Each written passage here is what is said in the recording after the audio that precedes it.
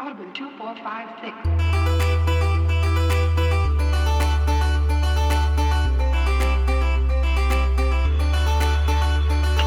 And we are back with Life is Strange, episode 1, here on State of the Save. Boy, this is going to be a weird one. Some could say this is going to be a strange one. Somebody.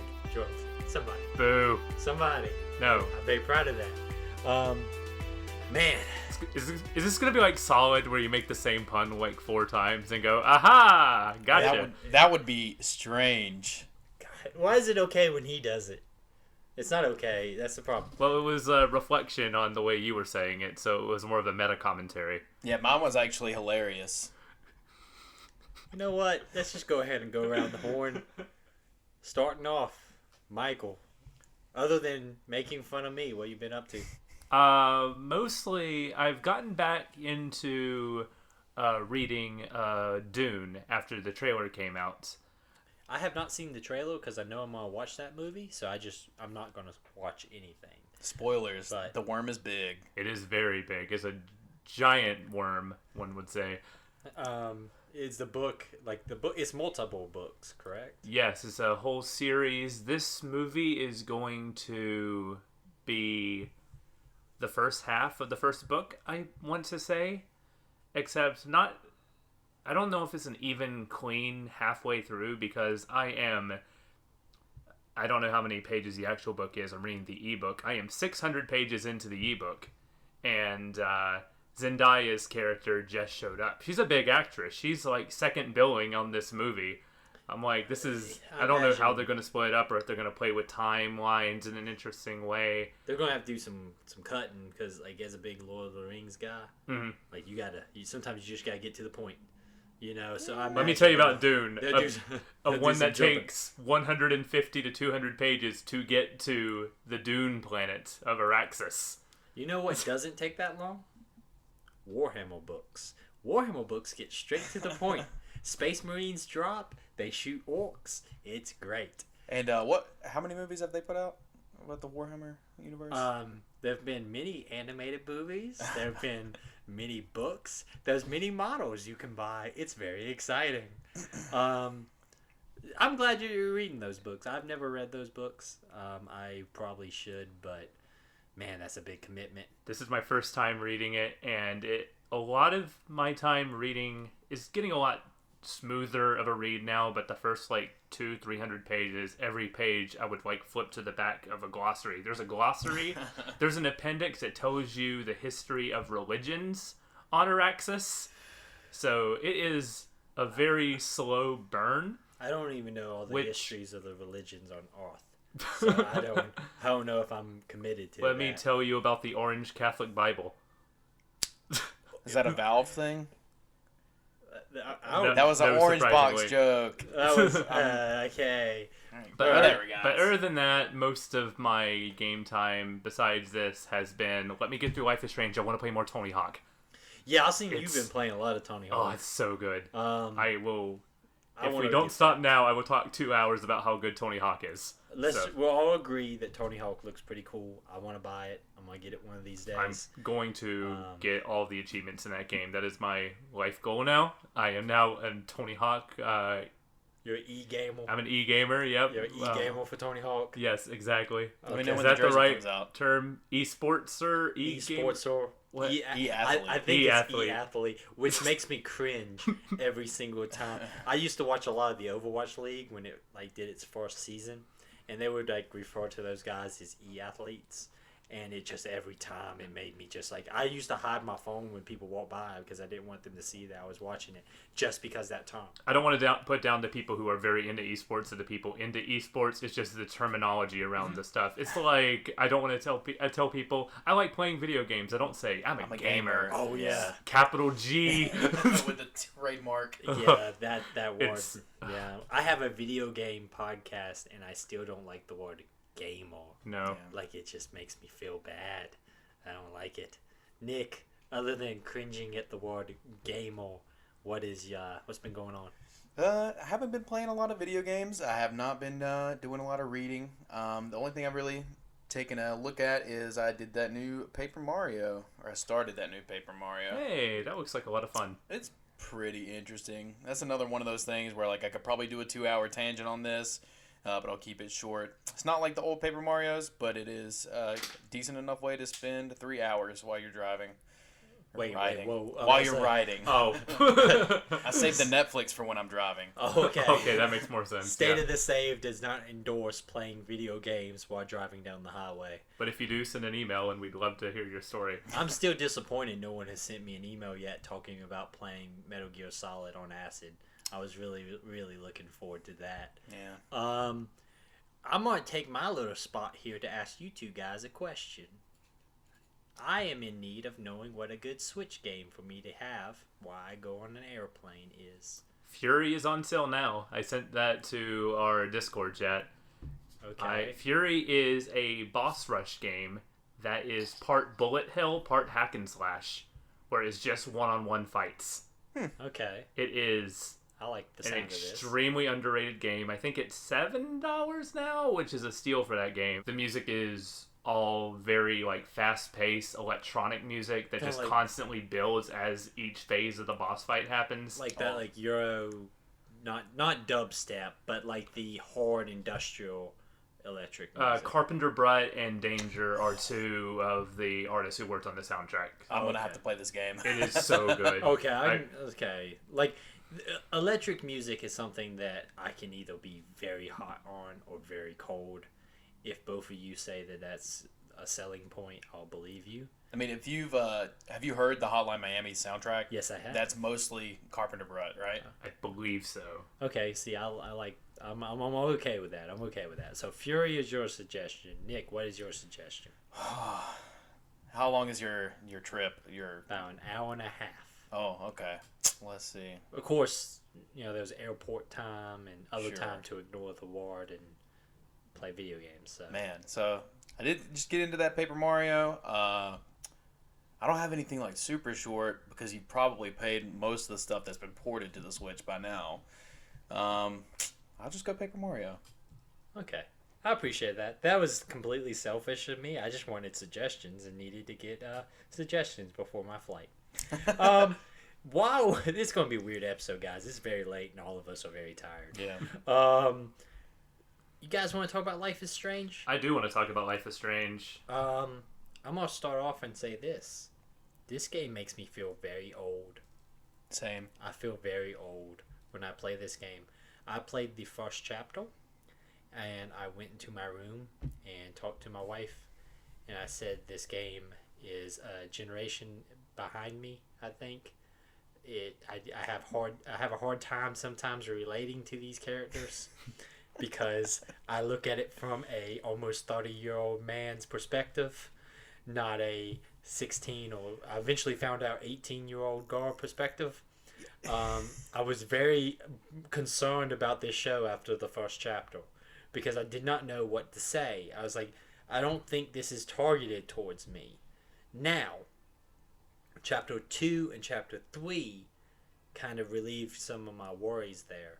But after chapter 1, I was generally concerned if I had anything to say on this game because it was not that the game was bad, it was just not targeted towards me as a 29-year-old, almost 30-year-old man.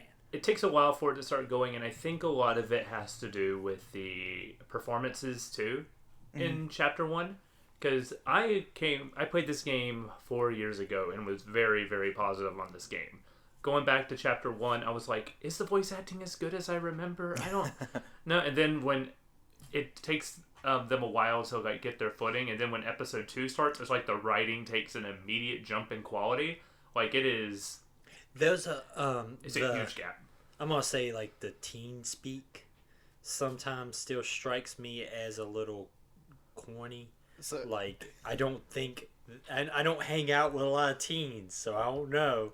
But there's a lot of like hella. So I want to say that's around. Intentional. Is it? I think it is. I'm pretty sure. Because you'll notice it's not common dialect for like anybody else. It's very Chloe. But no, Max does the same thing. Like Max and Chloe both. There was a well, they were friends. They were best friends at one point, so it makes sense that they like. Victoria is supposed to be the cool kid, and she says at one point, "Fuck your selfie." Yeah, I mean, Yeah, there's some things you can't really Okay, excuse. And when she said that to me, I said, "That's either the greatest irony or the worst line ever written in a video game." But like, I don't want to be hard on this because I have turned around on it. Mm-hmm. But when I played through the first chapter, I was genuinely concerned. I was like, I think even in my notes I wrote, I don't know how to talk about this game. And now in chapter 2 and chapter 3, those things I can kind of grasp onto. We're kind of getting the broader picture of Yes. how everything's connecting. Well, we're getting into less of just the characters and more of the story. Yeah. The first chapter is very much character introduction, and these are not characters that I'm going to relate to very well. So I'm looking at the story from a very outside perspective, if that makes any sense at all. There's one character, we'll get to them, that I relate to, well, I've related to a lot, and we'll just get to that. Basically, Warren is me as a 16-year-old, and I cringe every single time he speaks, just like, "You're going on too strong. I know, you stop right now. I know this kid. I was this kid. I can help you, to Warren." a T." I see that. I can see that. I was Michael. Warren You were at 16. Yeah. I was this kid, exactly. Which, you know what? So when he does something good, I'm like, yeah, Warren, awesome. When he keeps texting Max for no answer back, I'm like, stop, please stop. Oh no, yeah, it's he- you. Never triple text Warren. Never Yeah, triple text. Never triple text. 2 is fine. 3 is too much. 2 is pushing it, but it's acceptable. 2 is if you're already in a relationship. There you go. 3 is even if I'm married. If I text my wife 2 times in a row, I ain't going for a third if she ain't answering. Because I know I've done something wrong. I haven't figured it out yet, but she knows. Yeah, I mean, I think Warren maybe... I don't really identify with Warren either, but we'll get there. Let's go ahead and start the game. Apparently, fun fact, Eric tried to play this game in 2016 because I have a save file from 2016. Huh. I got all the way to Max's room, and that's where I gave up. So Okay. 2016 Eric was not very stick-to-itness with this Another game. game you completely forgot about. Yeah, I looked at it. I was like, oh crap, I played this in 2016. I would say probably before going into it, it is worth pointing out that these are episodic releases. So they're not chapters in a game that you would sit down and play. This has been released over time. So they do try to frame some things with that in mind. I also was mistaken. I thought I owned this game. I didn't. I owned the first chapter. That's how it got me too. Yeah. So I've been buying them as I go, which is fine because I have generally kind of enjoyed it so far. It's about $5 a chapter, right? Yeah, it's $5 a Oh, that's chapter. not bad at all. Yeah. It's not bad. Yeah, it's not that bad. Game starts off with a lighthouse, just like Alan Wake. I was it's very saying that same thing. It's in a storm. It's in a dream. We go into a lighthouse and went, is every game gonna start like this? Know what I thought for a second? I should go back and play some more Alan Wake. That's what I thought. It's out there, man. It's really good. Y'all should listen to our episode about about Alan Wake. It's probably one of our better ones. This is clearly a nightmare. You know, it's the whole it's the cold open thing. Wake up in the storm, get to the top of the lighthouse. Literally is just like the opening to Alan Wake. And then we wake up in art class. This is the first time that we're kind of getting used to the mechanic of Max having an internal dialogue where she is basically going to narrate the game as she goes. You know, she's going to talk about everything you look at and all that fun stuff. This is also where we're going to start getting introduced to characters. In this class is Victoria, Kate, and Nathan. Is Nathan? I don't think Nathan's not in the class. class. We don't run into Nathan yet, but Mr. Jefferson, Mr. the teacher, Jefferson. is a prominent figure. So no one else really in that class, I think, really matters that much. Daniel, the sketch guy, but Does he really matter? Not really. He's just a side character you can interact with here and there. This is when we realize that. Okay, first question: is this college or high school? This is Don't a say boarding don't say boarding school because they keep saying it's a boarding. But she's 18. Is she a senior or is she a I freshman? think it's a specialty school for like art students. I think It is, yeah. just because like some people that you have kids that are into like the art and drawing, and then you have kids that are into photography. So it's like a trade school. It is a boarding school, but it is specialized for people who are interested in certain things like art and photography. Okay. I was confused. Yeah, so somebody doesn't read their codex because it does say that she's a junior. Mm-hmm. She's a junior? She is a junior. So this is high school then? Because This there's is no high way school grade boarding school. How is she 18 and a junior? Maybe she failed a grade. Okay, I mean, like, that's a legitimate question, though. Yeah. Did you not read that in the codex? It said that she's 18 and she's a junior in this school. Well, it feels like she was Max... born right at the cutoff or something. Could be, you know. These some, things... some kids do kindergarten a second time, you know? So we shouldn't... I'm not me, but... So, you know... I sound really defensive there. For something I never even went through. For a second, I was like, I offended Michael. Just a very empathic guy. A listener said to me recently that I get hold up on weird things. This is one of those things that's bothered me. There's a really good, on her desk, the journal you can look at is a really good in-world explanation of getting us up to speed on what's going on. Like, right away you can read up of all the events that led to her going to Blackwell, being really excited, being taught by Mr. Jefferson, and then, like, the crushing, like, oh, this place actually sucks. Like, everyone here is rude. But she found a few people, like she mentions Warren and Kate as people that she like latched onto as like closer friends. This is also Mr. Jefferson is talking about a photography contest that is going on, in which everyone is submitting a photo. Winnow gets to go with him to New York, I believe. San Francisco to I guess it's like basically a jumping off point to your art career, your photography career. Mr. Jefferson is also a former, very successful photographer back in the 90s. So it's a big deal that he's your teacher. Like, he's somebody that... She came specifically for Mr. Jefferson. Yeah, he's a big deal. He also seems kind of like a jerk.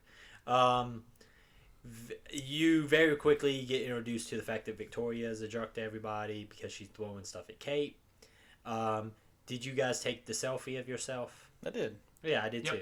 And then you get, called out for taking a selfie in your class? I think you have to. I think that's the inciting, thing. See, that's the first thing I did. I took a same. selfie of myself. I read the journal and then I took the picture. The way I play this game is I interact with every single object. I want to see what Max thought on this bag is. See, I've heard "Go Otters" several times. True. Yeah, I didn't really realize that the school's mascot was the Otters. But also the Bigfoots? Yeah, why is that? Well, when I did intercollegiate sports, we had to have our team name separate from the school itself. Like, when I went to school, we were the Seahawks, but we could not name our intercollegiate team the Seahawks, so we had to we were the Warhawks. Clever. That makes sense, I guess, because if you were the Seahawks, you would be representing the school rather than a club sport. So it might be a club. I want to say it's the swim team. Okay. Is she on the swim team? No, she's on the swim team. Okay. I just wondered. Continuing on. Mr. Jefferson calls you out for the selfie. He also proceeds to quiz you on some photography stuff, in which you do not have the answer to. And Victoria makes you look like a punk. True. You got owned. Yeah, you get owned pretty good. This is also when the dialogue starts kicking in. 'Cause she says something kind of like... sad face. Yeah, sad face. Like, hashtag sad face. And I was like, oh, God, this is going to be a really long game. The class ends. You realize Max is kind of like not a social butterfly here, Victoria goes up there to flirt with the teacher / try to get her photography pushed a little bit further than everybody else. You go talk to Mr. Jefferson. He tells you he really needs you to turn your photo in, and he proceeds to give you a big old quote about Einstein. Max feels uncomfortable out sending her photo in because it's very much her style. Like, it's kind of a self-portrait of her looking at the collection of photos. and especially this moment where they put her out for being a selfie, it kind of like weighs her down a bit. Like she's like, I don't know if I'm good enough. Maybe I only am a one-trick pony when it comes to photographies and stuff. Is what I interpreted that as. Yeah, But- it's almost like, hey, maybe they're right. I only have one thing that I can do. And also there's a later moment in which you're in the art class and you're able to look at other people's work. Yeah. And you realize that Max can identify that they're very good. Like that they're not, even Victoria, who, you're supposed to not, she's good. Like she's not bad at this. Like no one else because I guess this is a specialty school for people in this, with these fields, everyone else is good, which can make you feel really uncomfortable about your own work because everyone hates their own work. And everyone thinks everybody else's work is amazing. So I get that. I can identify with that. We go to seek solace in the women's bathroom, apparently. Then we get the opening credits bit, Yeah. which I love the opening credits for this game. Yeah. Like all the people like talking around her, you hear like whispers of Max, and then the earbuds go Yeah. in, and then it just. I love the mechanic of earbuds go in and music kicks in. There's a movie called Dope that does some of that, where like the characters put headphones in, and as the headphones go in, the music kicks in. So I always like that trope.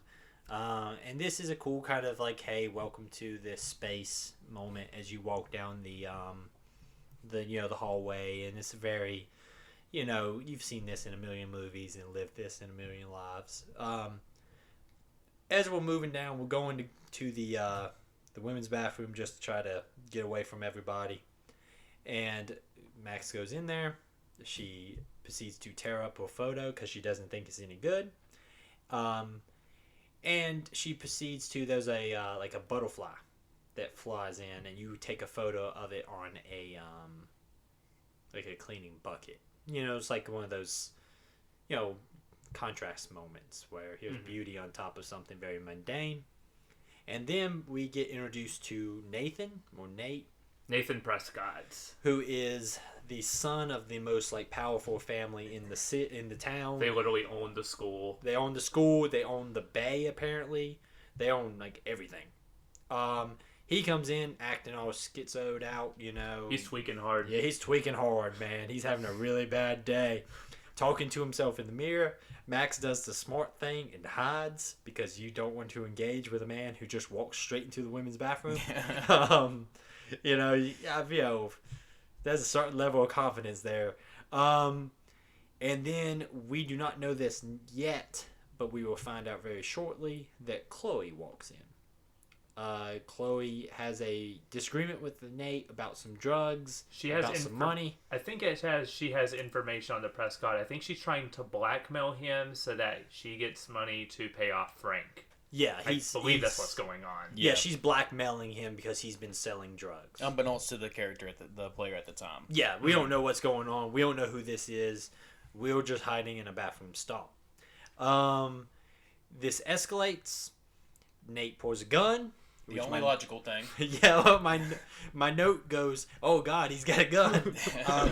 Which makes me think of there's a panel in a Hellboy comic that's just panel 1 of Hellboy, panel 2 of a monkey, panel 3 of Hellboy yelling, oh God, the monkey's got a gun, and panel 4 of the monkey shooting a gun.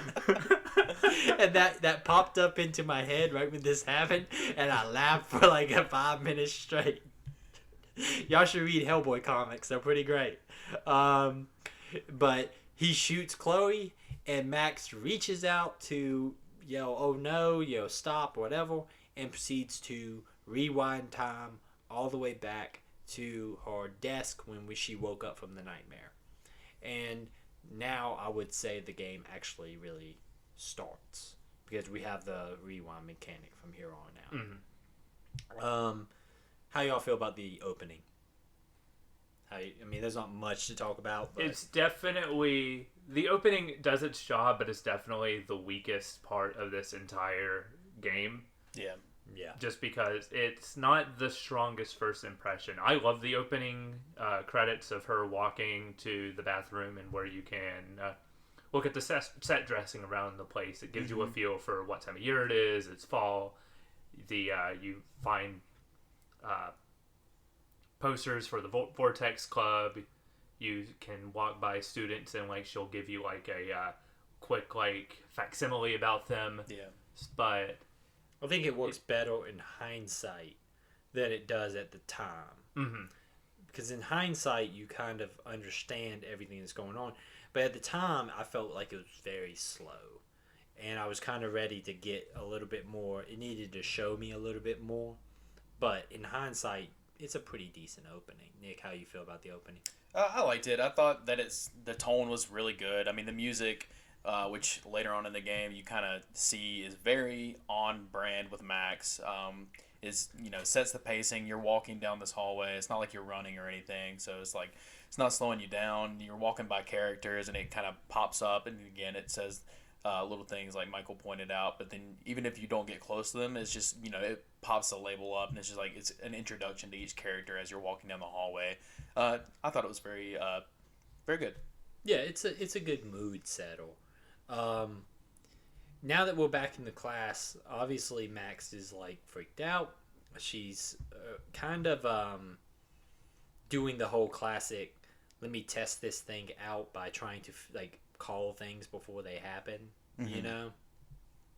You take the selfie, and this time when you get called out, you know the answer to the question.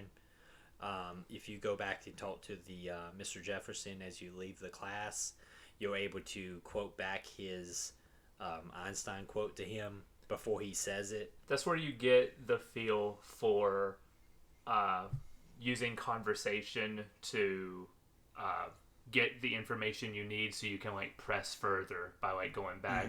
I know your mother is sick. Then you go back and be like, I heard about your mom. Is she doing okay? To kind of like... This also allows you to get accustomed to the fact that you can ask questions that usually in a conversation you wouldn't ask because you can always rewind it to previous state. It encourages experimentation in conversation in a way I haven't seen in a game before this point, because one problem that a lot of these decision adventure games have is ambiguity. There was one decision in The Wolf Among Us where you're sitting by a guy who's telling you something terrible he did to you in the past. And one of the options is glass him. In context, I thought glass him meant, all right, let's pour a drink, let's talk this out. No, glass him was, I'm going to take this glass and put it in this dude's eye and then start a bar fight. I'm going to say right now, that's the best option. When I did that, I was like, and here we go. All right. Glass him. We're just kind of smacking people around. That is the Commander Shepard punching a reporter of that game. Yeah. You know what's weird about that moment in Mass Effect? When you punch that reporter, you're punching a lady. So you just like deck this lady. Well, you could also be a lady too, so that makes sense. sense. I was playing it as a guy at the time, so I just decked the lady. But and also it doesn't really telegraph that very well that that's what's going to happen. That another thing about what I like about this game is it does differ from those games where it has a very like vague answer and it's just like, oh, you didn't even say the thing that I selected. You said something way worse or like way different than what I intended. And this is just very to the point. Yeah, you don't feel like you're getting tricked. Yeah. Obviously, Max is trying to get back to the bathroom because she's going to try to stop, as she keeps referring to that girl we know is Chloe, from getting shot. So she's like retracing her steps, trying not to throw anything off. Still kind of freaked out about this whole thing. She's even doing mundane things like shredding the photo, even though she wouldn't necessarily have to. Like, making sure she's like wait till the butterfly comes in, take the picture of the butterfly. Mm-hmm. Yeah, like reliving every single moment, just like you did the first time, so nothing changes. Nate comes in all freaked out, tweaking.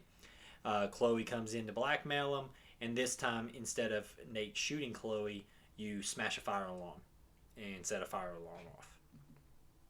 Everybody runs out. When Max leaves the bathroom, you're introduced to David, who is the school security, who's instantly a dick. Yeah. Not like 0 to 60. Like, I am convinced that you were in that bathroom planning a terrorist attack. Like, I am just, like, 0 to 60, he is, like, right on there. He gets called off by the principal who this is when you're giving an option to basically lie and say I was just in the bathroom chilling, or go ahead and snitch out Nathan right from the get-go. I don't know what y'all did. I snitched out Nathan right from the get-go. Absolutely. Me and I believe 70-something% of people also snitched out Nathan. Even though like the principal's like, he's a 66-34. So even though like you can go back and be like, let me just not accuse Nathan. Then he gets very accusatory at you, and you're like, I didn't even do anything, man. Like, yo, man, I was in the bathroom. So I'll go ahead and throw it out there. Did not snitch on Nathan. Gotta get the evidence, bro. Right on. Gotta get the evidence. Snitches get stitches, right? Well, I mean, he owns right the town. So what? That makes me more want to screw him over. Exactly. Well, that makes it more likely that they're gonna bury it. Yeah, but you're thinking these things through. I'm like, let's bury this guy now. So when Nathan, I never did that decision. So when Nathan approaches you later, does he like say, you snitched on me to like the principal or stuff like that? Or how does that confrontation play out with him and Warren? Well, no, he still attacks Warren. Yeah, he still goes for it. Figured. But he knows. Yeah. So he sees your photograph in the floor. He puts it kind of back. I mean, it's you in the picture, so... Mm-hmm. Oh, okay, so that's how he figures out. Because for me, he walked up, he's like, I know you snitched on me. 0 to 60. Max goes outside. She gets a text message from Warren, who is like her, her friend, who really likes Max in a lot of ways, and Max kind of just not so much yet. You go out to the parking lot to go meet Warren, and Warren's got a pretty crappy car that he's very proud of. You go to your room first. Oh, yeah, you have to go back to your get the flash drive, because this area is pretty much open. There's a lot you can do here. Like, for example, you can find Brooke, who you can play with her drone and get her to like you more. Oh yeah, I definitely didn't do that. Yeah, you just go up, you can like look at her bag and see what type of drone she has, and you can be like, yeah, that's a cool drone. Otherwise, she's very standoffish. I use this moment to let's get everyone to like me. So I went up, I let Daniel draw a picture of Max, and he was like, can I put this on Facebook? And I went, sure, you can put that on Facebook. That's cool. There was some skaters doing a trick, and I was like, yeah, Max doesn't know skateboard terms, and he was like, you're a poser. And so you can rewind and go, do a tray flip. And he's like, cool, you're not a poser. That's exactly what he says. That's just the Tony Hawk you've been playing, being like, I got to get in on this skateboarding. No. That's one of the optional photographs. Oh, see, okay, here's a fun fact. I didn't take any optional photographs until the second chapter because Eric went straight to the room. I got a few of them, but I will also say I interacted with next to nobody in this first chapter. The only thing I did do is when I went out there and that girl who gets hit in the head with a football at one point, I did like stop her from getting hit. Poor Alyssa. You have to say for every episode. Yeah. I think I've gotten 100% of those so far. I feel so bad. I think I missed the second one. Oh, okay. But, yeah. This is the first time puzzle. Because when you are going to your room to get a flash drive, Warren calls you wanting his flash drive back, right? Yep. Yeah. With has a bunch of movies and stuff like that on it.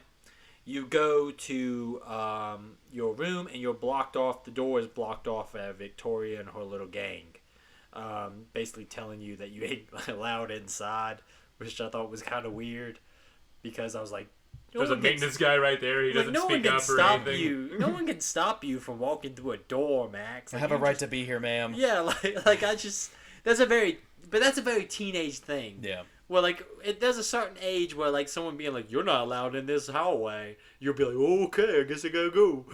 But now as an adult, you're like, screw you. My parents pay for this, like, freaking room. I gotta go. So basically, you have to find a way to get them to move. The method I used was to turn on some sprinklers, then loosen a handle on a paint can that fell down and got all over Victoria. I think that's the only way to do this puzzle. Okay. I didn't know, because sometimes I feel like it's a little bit more open-ended than... Sometimes it is, but I think this one being like the first main one, they kind of want you to be like, here's some of the stuff you can tinker with. Okay. Yeah, that's how I did. Because when we get to the train, I think there's multiple ways to solve that puzzle. Yeah, I think so too. This is also when I got the fuck your selfie thing. Mm-hmm. Which really... Oh yeah, she like takes a picture of you and everything. Yeah. So then we get to the second major decision. Did you comfort Victoria? Heck no. I did.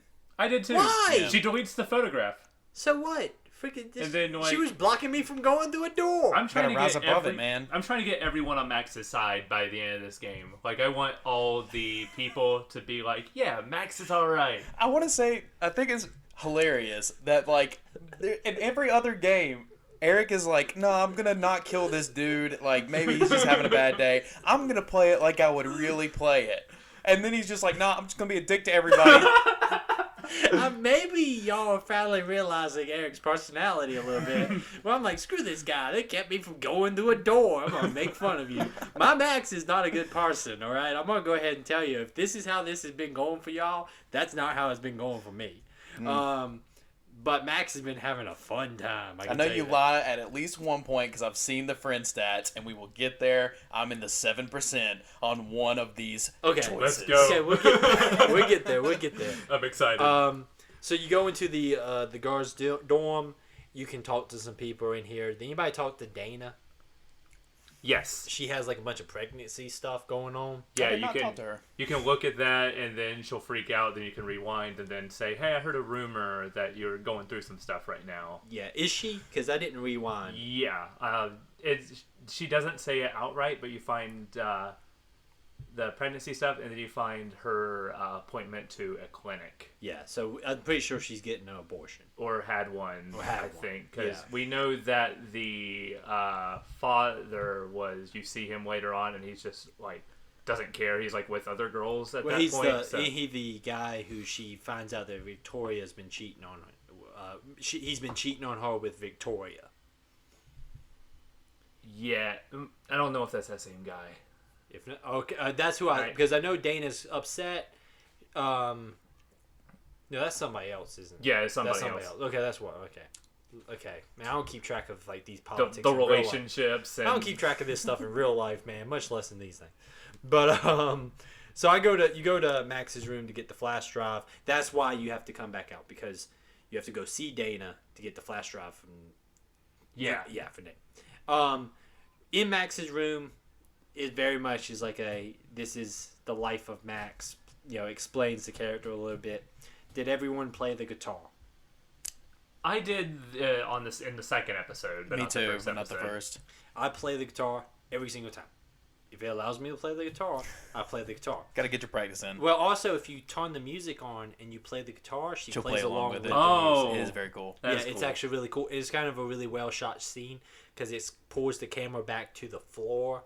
And like she'll just sit there strumming along and then kind of pick up the guitar as she goes. So it's very well done. It's actually pretty cool.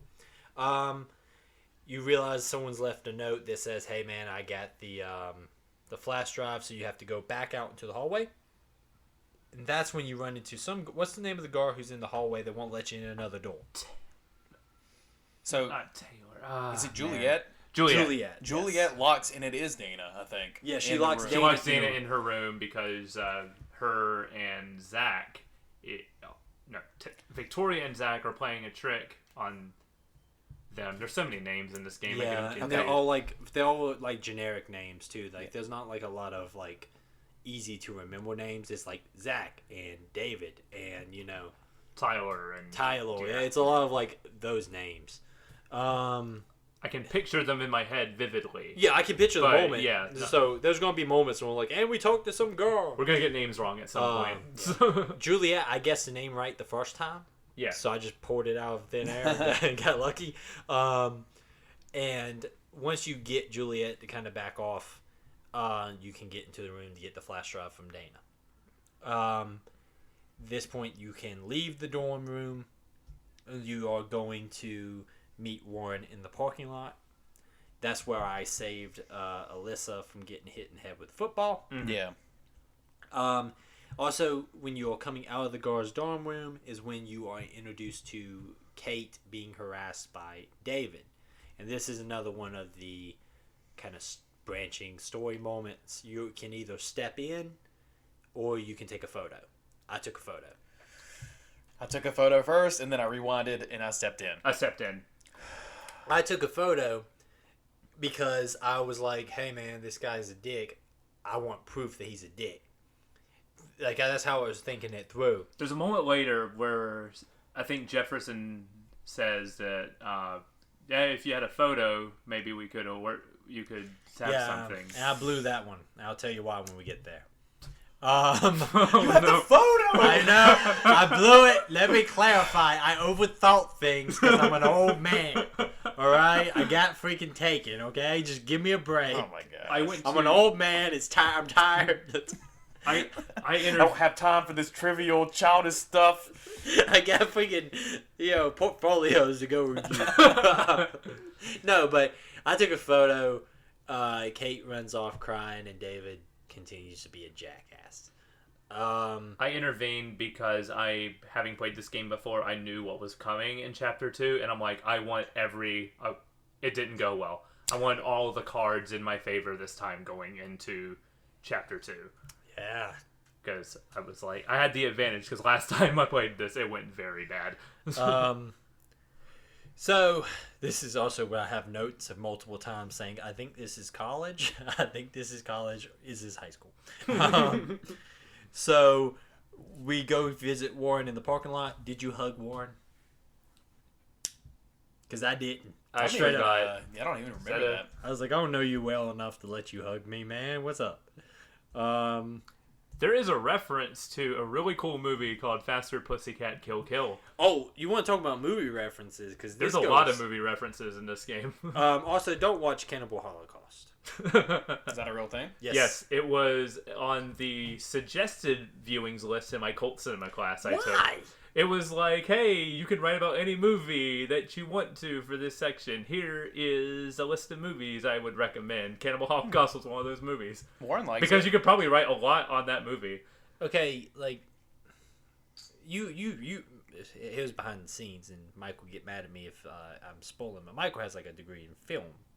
That's fine. Is this a thing in which, like, is that a movie that people, like, generally view as, like, a major film thing? Because I always thought it was just like a gross out thing. It was for my cult cinema class. We watched some gross out movies in that class. We watched all types of like different cult. We watched Showgirls in that class. That sounds like a pretty fun time. That was a thing. That sounds like a really fun time. We watched Mad Max. That sounds like a really good time. That was a very interesting catalog. I wrote my paper on The Wild Angels, a motorcycle movie that was really cool. All right. So yeah, Faster Pussycat Kill Kill was one of the movies we watched in that class. So whenever they brought up that reference where there was a dialogue option, I was like, yes, this movie rules. When he was doing that, I was thinking about Michael. I was like, Michael's gonna really like this guy. I knew this is that and like the constant like comes on a bit strong in some points is where I'm like, oh no, I was Warren 10 years ago. Yeah. I was Warren. I knew you to a T. Like this is me. I knew you 10 years ago. I see myself in this kid, and I don't like it. Well, okay. Chloe has bits of that for me. Yeah. Not as much, but those bits of Chloe, when I look at Chloe, I was like, I get that. I know you. Chloe. So we talked to Warren a little bit. This is when Nathan comes out and confronts Max. For me, he was like, I know you snitched on me, and I'm going to ruin you. Warren... I will give Warren credit. Warren jumps in like a freaking He tackles the dude. He takes him down. Like, say what you want about Warren, but Warren's like, not today. He just jumps him. He instantly gets his ass kicked, but he took him down. Like, I give Warren credit. And then you are nearly hit by a truck that is being driven by Chloe.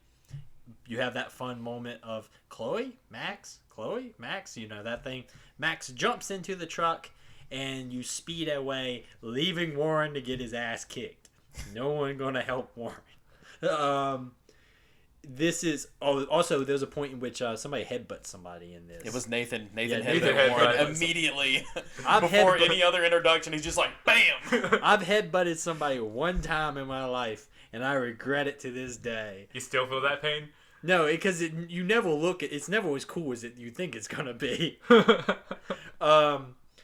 I'll just write on here, Warren gets his ass kicked and we just leave him. This is when, there's been some conversation about Max having a friend named Chloe. This is when we have that awkward conversation where it's like, hey, you moved away and you never called. That really looks bad on Max, too. It does? Because, but I'm going to tell you right now, this is one of the moments where I did identify with this game. And we're going to talk about some of this stuff, I think, because you have to in a game like this. Mm-hmm. And, share to your comfort level. But this was a moment in which I identified with Max. There was a situation in my life where I had a friend who went away. And the friendly thing should have been that I should have stayed in contact with this person. But instead, I was, I guess, kind of selfish, and I didn't. And it really hurt that person. And it's something that I look back on now as an older person. I go, hey, I was in the wrong there. I didn't understand how much our relationship and friendship mattered. And so this was a moment that did identify with me a lot as, hey, Max, you probably should. Your relationship mattered to this person a lot more than it might have mattered to you, or it mattered to this person, and you kind of let them down by choosing to not engage with them.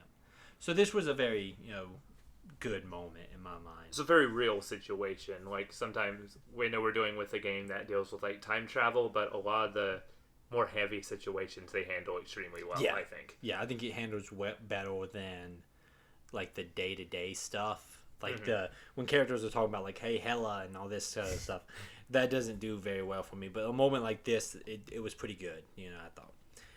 This is also, in the game, you've noticed there is missing posters for a girl named Rachel. This is when you kind of learn that Rachel is, like, the best friend that replaced Max when Max left. Well, in the in the courtyard area where you can talk to people, there's dialogue options where you can talk to everyone about Rachel. And everybody who knew Rachel, every single person from every clique, from Daniel to Zach to the skaters to the teachers, they all loved Rachel. They did not have a mean thing to say about her. Yeah. Like, she just had a radiancy about her to where she got along with everybody. And Chloe mentions that a couple of times in conversations with her, where it's like Rachel is this, like, and some of this is kind of like Chloe kind of puts Rachel on, like, a pedestal, which happens a lot when people are kind of gone, quote unquote. You put them on, like, a pedestal, but Rachel is kind of put on this pedestal of this, like, amazing, great person. She is also, like I said, like, the best friend that replaced Max. When Max left Chloe's life, Rachel kind of came into it. We're going to Chloe's house, by the way. She lives with her stepdad and her mom. Her stepdad just so happens to be David, the dick security guy. When you get to Chloe's house, I felt really weird about the fact that you can kind of dig through Chloe's stuff. While she's, like, just sitting there chilling? Yeah, like, and the game encourages you to do that because it's, like, it's ways to, like, get story background. If someone's uncomfortable, just rewind. No consequences. but she doesn't say anything. No, she does. She's pretty chill about you just going through stuff. Like, which is weird. Albums. You can knock her snow globe over. She's not chill about that. No, rewind the snow globe. Oh, yeah, I probably should have. Did you? Is that the 7% you're at? It's not. Actually, it's a lot worse. Oh, no. Not the dog. Not the dog. Oh, God. Not 7%. The dog. Oh, no. All right, we'll get there. Listen, we'll get there. 7% globally. Oh, God, I'm sorry, everyone. This is going to be... Who knows how this episode's going to go? I'm having a good time, but it's also so late, I might listen back to this and regret all of this. But it is weird that you can go through her stuff. Chloe is... At one point, she's basically explaining kind of how life has gone for her post you leaving. She's had a really rough go at it. And this is when you also learn that... You broke your camera, by the way, in the fight with Nathan. He broke the camera. So Chloe's like, hey, I'm going to smoke some weed. Go find some tools and fix your camera up. So you go downstairs, and you're walking around this house that was not your house, but it's your friend's house that you obviously spent a lot of time here. So it's kind of like a time capsule for Max, right? Where she's referencing experiences that she's had here when she was a child, and how things have changed and how things have not changed. It was a very cool moment. This stuff I can identify with because we all have moments where we're interacting with someone or a place that reminds us of a certain time. You go into the garage. This is when you learn more about David, because you're going through his stuff looking for tools to fix your camera. This is when you learn that he was in the military, that he is kind of paranoid because he's got cameras set up around the house. Yeah. If you flip through the cameras, there's not one in Chloe's room. I noticed that as well. Which I was very concerned with for a second there. Like, I was like, crap, we're going to get into this territory. But there's not. But there is one in his room. Which I was like, you find the tools, time puzzle, knock the tools over, reverse, fix stuff. A lot of the puzzles are kind of straightforward. If there's anything y'all particularly want to talk about that, you can, but I don't find that really the interesting part of this game, to be honest with you. No, the story is the main draw here. Absolutely. Yeah. Did you save the bird? What? What bird? There, you can go in David and Joyce's room, and you just walk in, and then there's just a blue jay that flies right into the window. Just smack. You can open it. You rewind time, open up the window, and the bird just flies in. And then when you're back in the house in episode 3, the bird is in the bathroom just chilling. No, I did not encounter that bird. Save that bird. Me and my 31% are just going to chill here and be very happy with that. Yeah, I didn't save the bird. I didn't even really focus on the bird, to be honest with you. I was like, oh, no, that bird, save it. I think it's a picture as well. Oh, okay. Like, a lot of the optional photographs are just that optional, but there's some really cool, like, interaction things that you do to like get those photos in some ways. Like, I'm not going to like achievement hunt and grab all of them, but when they pop up, I'm like, this is really cool. Yeah. So, hey, they're here. Yeah. We go back to Chloe's room. We fix the camera. And this is when David shows up, and we have to hide because Chloe's in there smoking weed. And what's that funny? It's just so odd. I don't know. No, this is what I talk about, how I feel like an old man.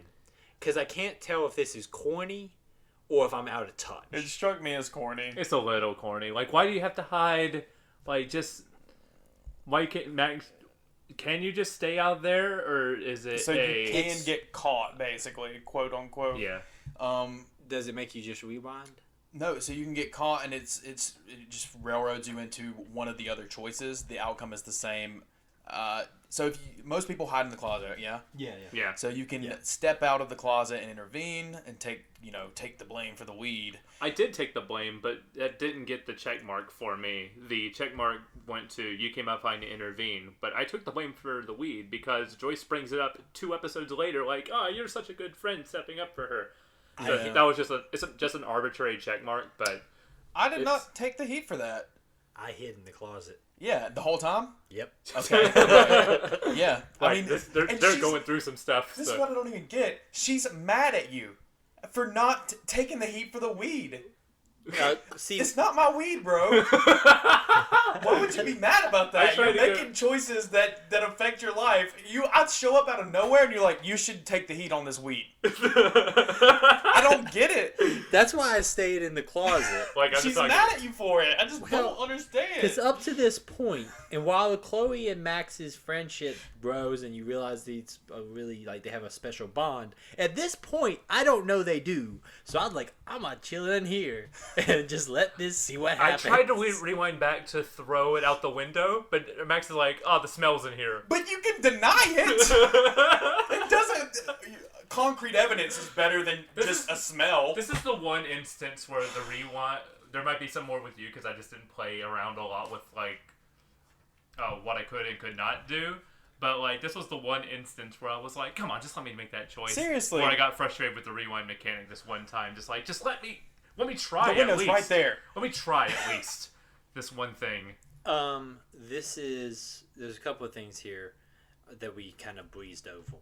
One, Chloe, you can't fix your camera. So Chloe gives you her real dad's. She had a birthday camera. present saved for you. I think that's what it was. Yeah. Yeah, and it's her real dad's instant camera. William, yeah. And I hid in the closet, but also before that, there's a moment in which you can tell Chloe you saved her. Mm-hmm. And then there's a moment in which you can tell Chloe that you told the principal on Nathan. You can kind of like talk about that in dialogue. Mm-hmm. This is my notes here real quick. Is Chloe stepdad shows up, and Chloe's stepdad's an asshole. Then Chloe's stepdad hits her. He does do that. Right. There's a second moment here with this. I'm gonna try to overthink this game, and it's about Chloe's stepdad. So I want you to all think about this. At this point, I freaking hate this guy. I think he's hitting his kid. I got a kid. You don't hit your freaking kids. But this game at one point tries to make you feel sympathetic for him.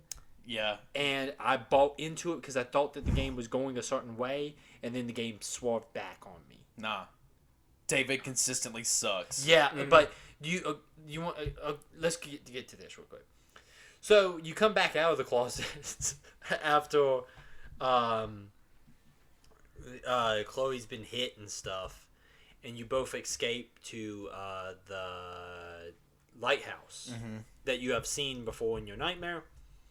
You go up there. This is when, while you're up there, this is when Chloe gives you some junk for not stepping in. I guess for you guys not taking the weed. Not bad. And I just got you didn't have to step in, Max, or something. Yeah, okay. Yeah. So she harps on it for like the next 2 episodes that you didn't step in for the weed. So see, she didn't harp on anything for me. Like The just mom not stepping in. mentions it, Is not that you're bad. such a good friend for stepping in. So I don't understand at all because I did the same thing, and she's just like in every chapter she's just like, "Oh, you saved my life, but you didn't, save me from the weed." I didn't step in it. She didn't even offer you any weed at the beginning of the thing. I didn't step. It's like, what? See, I didn't step in, and I got really no junk for it. I don't know what. I don't know. When you have the nightmare and you come back to, this is when you kind of confess to Chloe that you have the ability to rewind time. And Chloe's like, sure you do. But, this is a big, it's a moment. This is the end of chapter 1. Like I said, I explained how my feelings are on chapter 1. Well, you guys' general feelings on chapter 1. It's the weakest chapter by far, but it's not bad by any means. Like, it does a good job of, it feels like it's all the exposition, trying to get it out of the way, like who these people are. We have the groundwork laid for the mystery. We got the time travel mechanic. Now that all the pieces are there, they can start filling them in, and that's, I think, where the game gets really interesting. Nick? I actually enjoy chapter 1 more than chapter 2. Really? Really? Yeah. I really like chapter 2. It's interesting how this game's. I think this is an interesting game to talk about. Chapter 2 starts off with you back in your room. You always snooze whenever you can. Always hit the snooze button. Did anybody not hit the snooze button? I think you have to, right? Maybe. I hit that. Because you hit it, and then Max just is like, I just want to chill here for a bit, and then you have you can wait a little bit before you get up. Yeah. Okay, so I hit it like right away. I was like, right on, snooze away. This is when the music choices in this game gets a little bit too hippie for me. I was all in for it. Nah, man, this is some Flower Child stuff, man. I don't like this stuff. But when when she's laying there, it's just like, because it get like, I don't know why that lyric was so weird to me. But I just like, it's a Flower Child bull. There's some Jose Gonzalez in the soundtrack too, and that is good. This is just music taste differences. I don't know any of these people, but these songs are fine. Nah, see, I thought this song annoyed me. I was like, it's freaking poor. The books, she's been reading Time Machine, like the Time Machine by H.G. Wells. She's been reading books about like theories around time. Warrenton's her time travel movie. Some great recommendations, including Primer and Time Cop.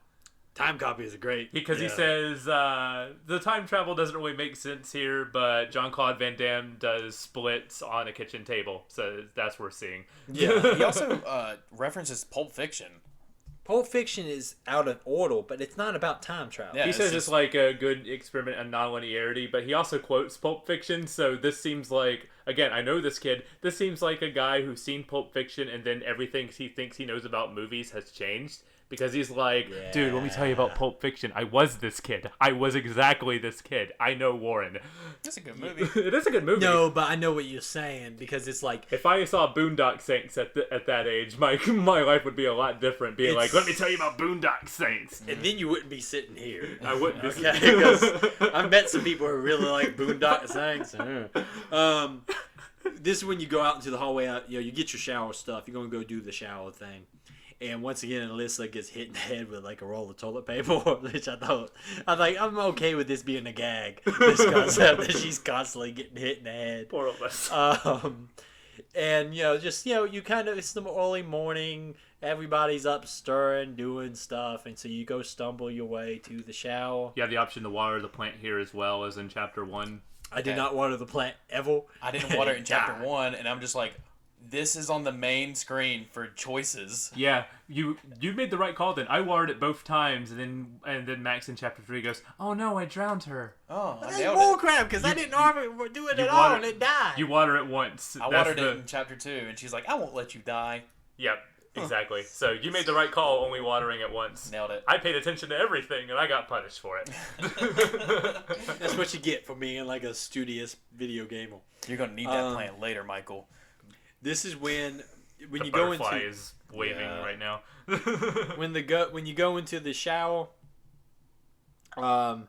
you go in to do your shower thing. The game very tastefully keeps everything above the neckline. I thought that was nice, because at this point I couldn't tell if these were college kids or high school kids. This is when Victoria comes in there and she's a jerk to Rachel. Not Rachel, Kate. This entire chapter is people being mean to Kate. And I've been trying to be nice to Kate. Yeah.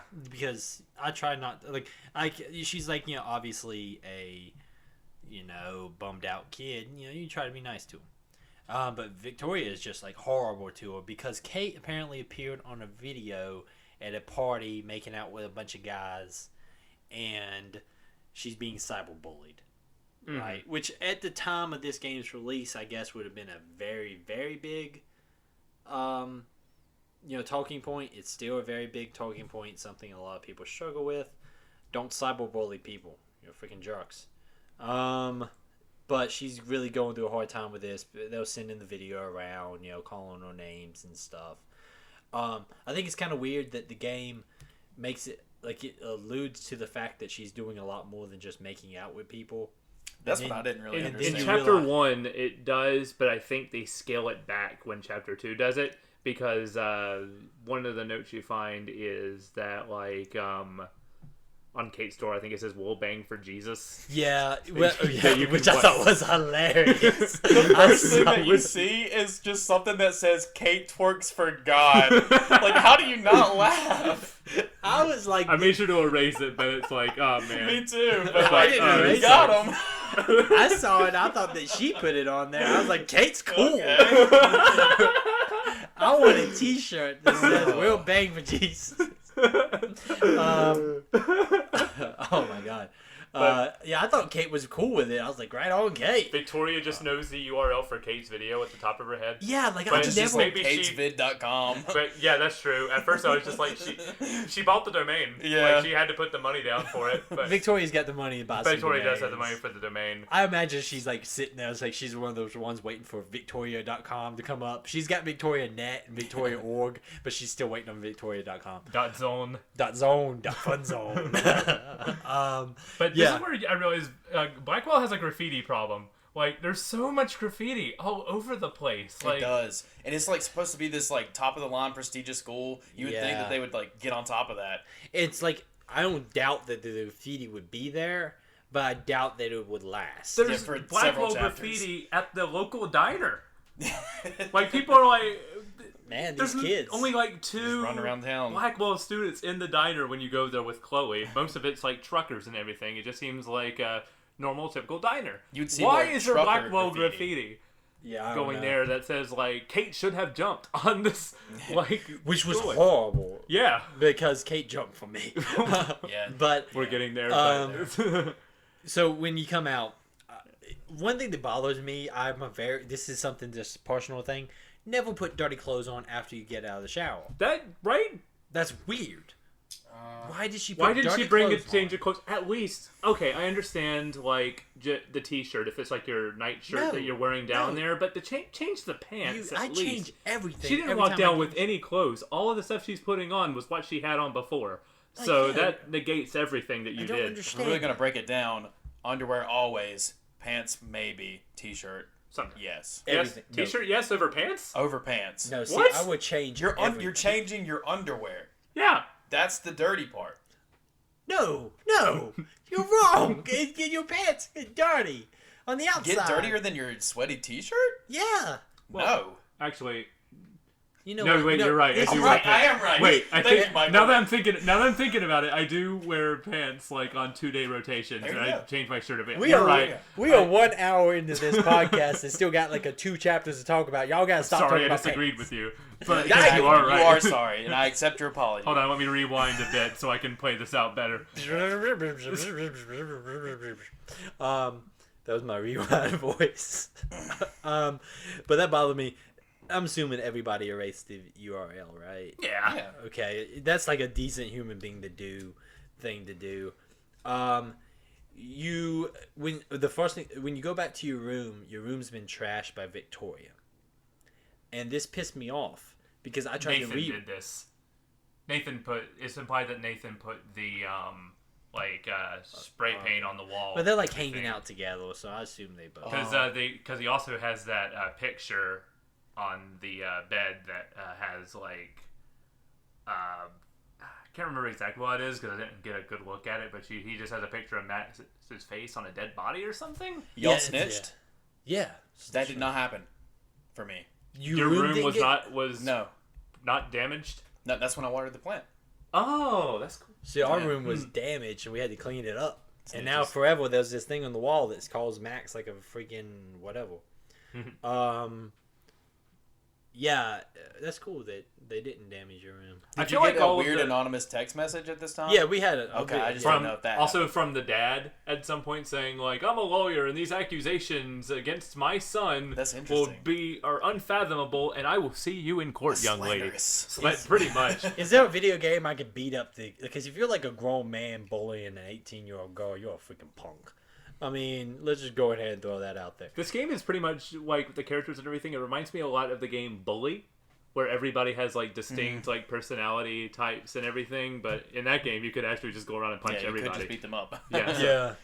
At this point, you go to Kate's room to return a book that you've borrowed from Kate. And you have, for me, I had like a bonding moment here where I talked to Kate about what's been going on with her, the video. She's been getting like bad messages from her mom, where her mom basically became aware of the fact that the video got around. Her church like messaged her, like sent her a letter in cursive writing saying like we're praying for you because you are a bad person. I'm like, come on. If your church does that, like, I'm not trying to get religious or nothing, but if your church does that, go to a different place. Yeah, like that's not how you treat people.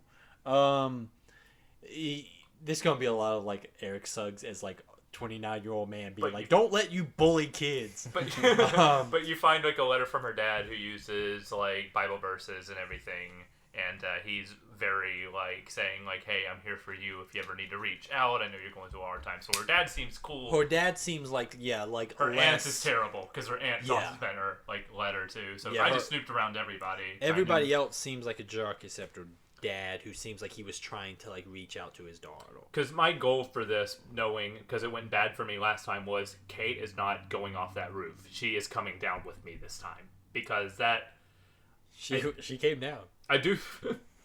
Wow. I do think from a that was you on the Facebook page. I'm sorry, guys. This is what happens when we record shows at 9:00 at night. I do think from a story perspective, Kate's death gets some gravity and weight to the situation, but I was just relieved to have her down. Like that hurt last time, but we'll get to that. section. This is when we are invited by Chloe to meet. Well, there's a choice here too. Oh yeah, go ahead. Kate, you can tell Kate's like, should I go to the police or not? I said to go to the cops just because I know it's like they're not going to do a thing, but it will make her feel better if I just give a solution to this. Eric has a like taking this like from my point of view. I was like, yeah, go to the cops. You need to go to the cops. Like, go to the cops. I didn't do that. Well, because it's also kind of implied that Nathan might have like said he owns the police. Well, that's what true. I'm saying. But also, it's implied that like he, at least for me in chapter 1, Nathan said, "My parents own the police. We own those pigs," is what he says. But screw Nathan. Yeah, absolutely. I agree. Screw Nathan. But if you can't prove it at that time, I feel like if you just go in there and just like, oh, this dude's bad, they're just gonna bury it. I get your point of view, but like for me, I was like, go to the cops. Always try to like just keep digging. Kate's well-being was my top priority for this episode, so I was like, do what you think you need to do. If you think you need to go to the police, you go to the police. Do whatever will make you happy. You're coming down with me from that roof. Chloe sends text message. We're gonna go meet her at the diner that her mom works at. It's a cool little sequence. We ride a bus down into town. Did anybody stop and talk to the fisherman who's very, very, very upset? I did talk to the fisherman. Yeah, me too. Yeah. Confusion here. Joyce, Chloe's mom, has a southern accent. Yeah, I thought it was odd too. But they're in the Northeast. Maybe that's why she connects with David. Yeah, he has a southern accent too, don't he? Yeah. Man, this is making us look bad. But she was very nice to me because... Like, and it's kind of a cool moment of them kind of reconnecting also, which is something that throughout the game kind of continues for me. Well, Joyce and Max have like a nice relationship. Well, Joyce watched Max grow up. She was always around. And there's this cool kind of dynamic there that you have Chloe who's anti her mom and Max who still gets along with her mom. In my game, at least. Yeah. Which is kind of a cool thing. Like, I thought it was a really well-written dynamic there that just because Chloe's like, screw my mom, doesn't mean Max feels that way. Yeah, I mean... And Max can have nice conversations and have nice moments with Joyce, and I thought that was really a cool moment. Yeah. You get your waffle, you get Chloe comes in. This is when we got to convince Chloe. So you did choose waffle over the... I was the waiting eggs. for it. Yeah, it's a choice. I was waiting for the little do. Like, what does this imply? Go back. Joyce showed him with that. You get a waffle and just in the background, just a meteor hits the moon. Also, we missed this fact that at the end of chapter 1, it snowed in the middle of like a sunny day. Oh, right. Yeah. Also, weird weather. There's so much going on in this game. Like, also at the end of the week, a tornado is going to destroy Arcadia Bay, which is why we need to solve the mystery before that happens, and we need to figure out the. Probably should have mentioned that when I was talking about the end of chapter 1. Whoops.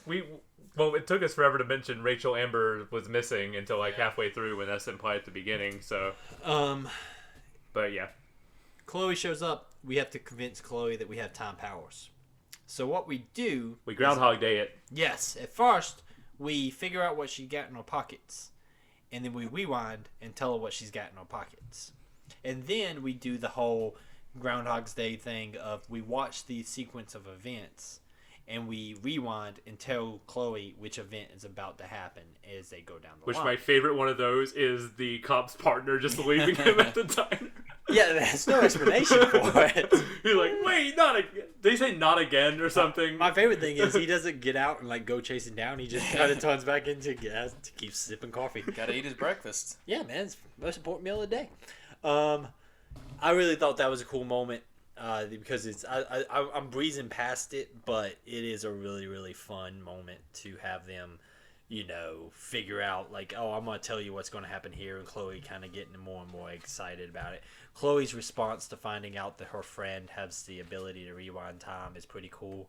I do like we are gonna go rule this town. Like, this is gonna be great. I love the bit where Max is like, it's not a toy, and then I wrote down this verbatim. Chloe says, of course it's a toy. Chloe's like, yeah, we could do anything. This is great.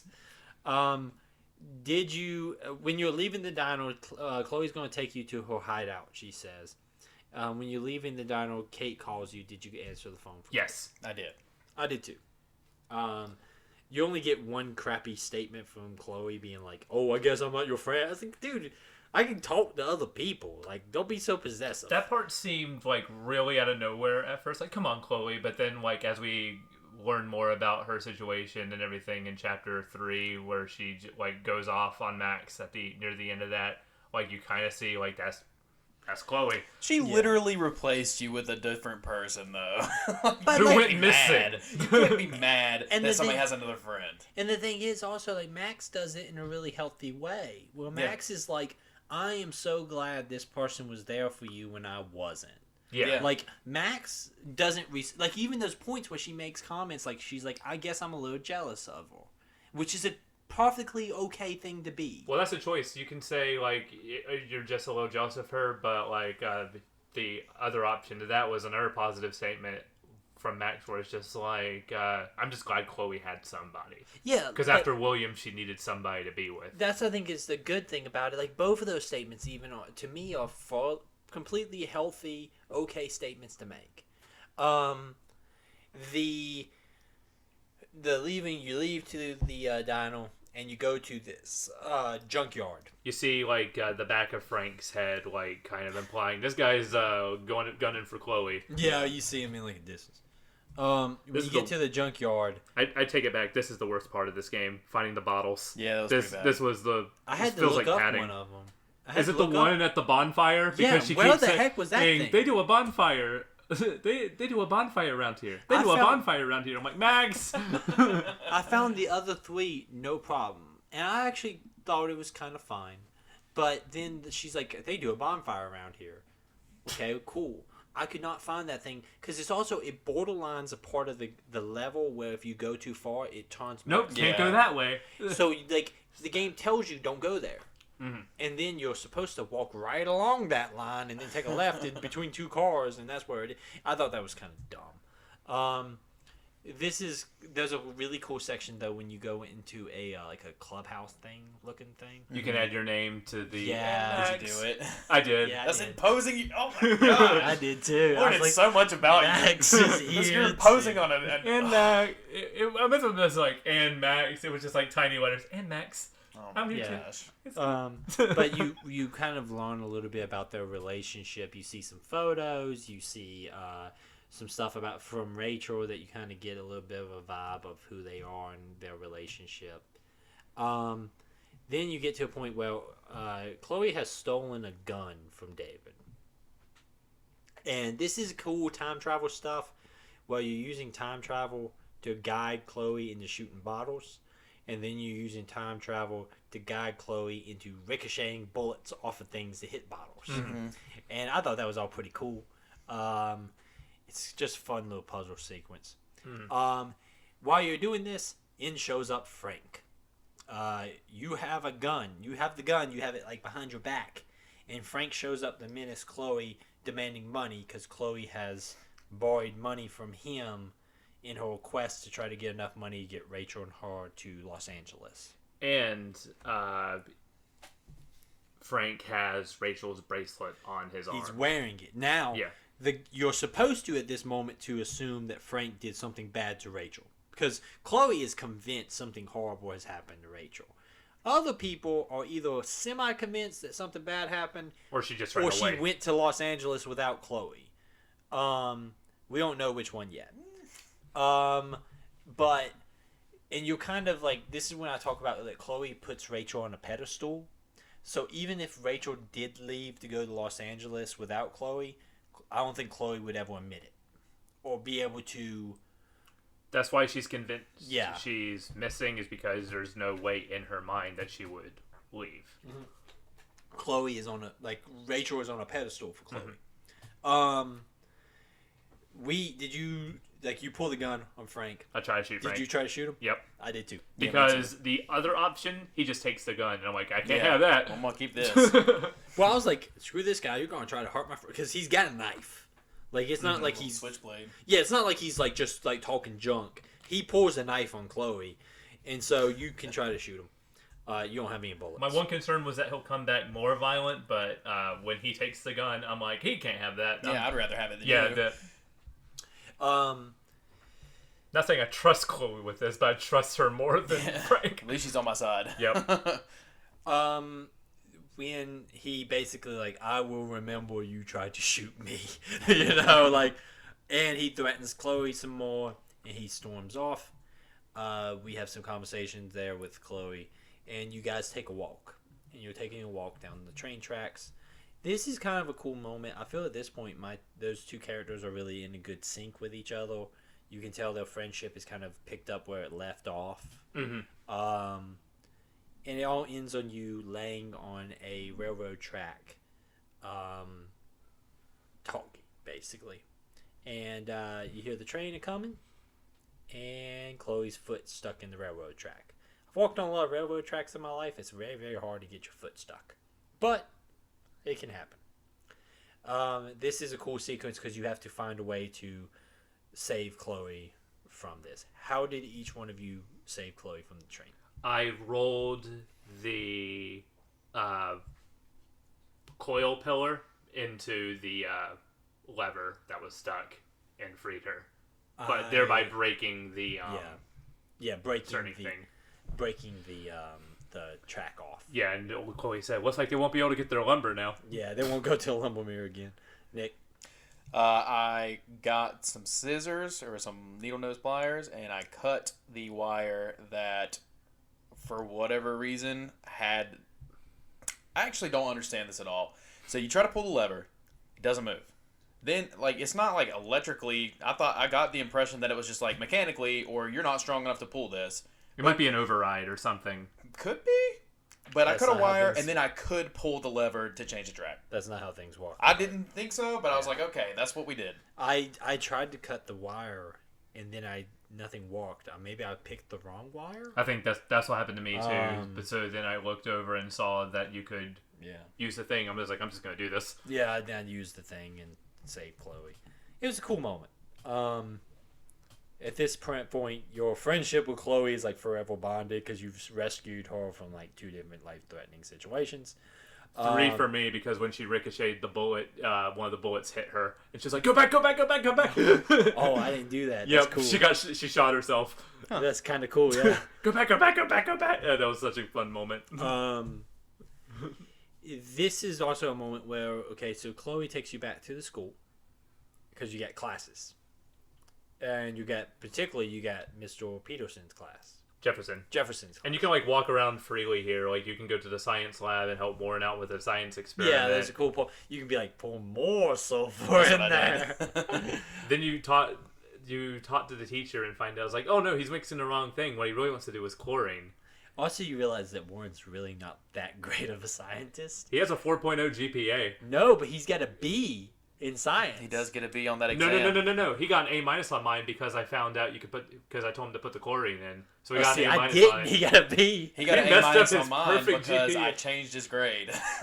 Oh. Yeah, you can change it.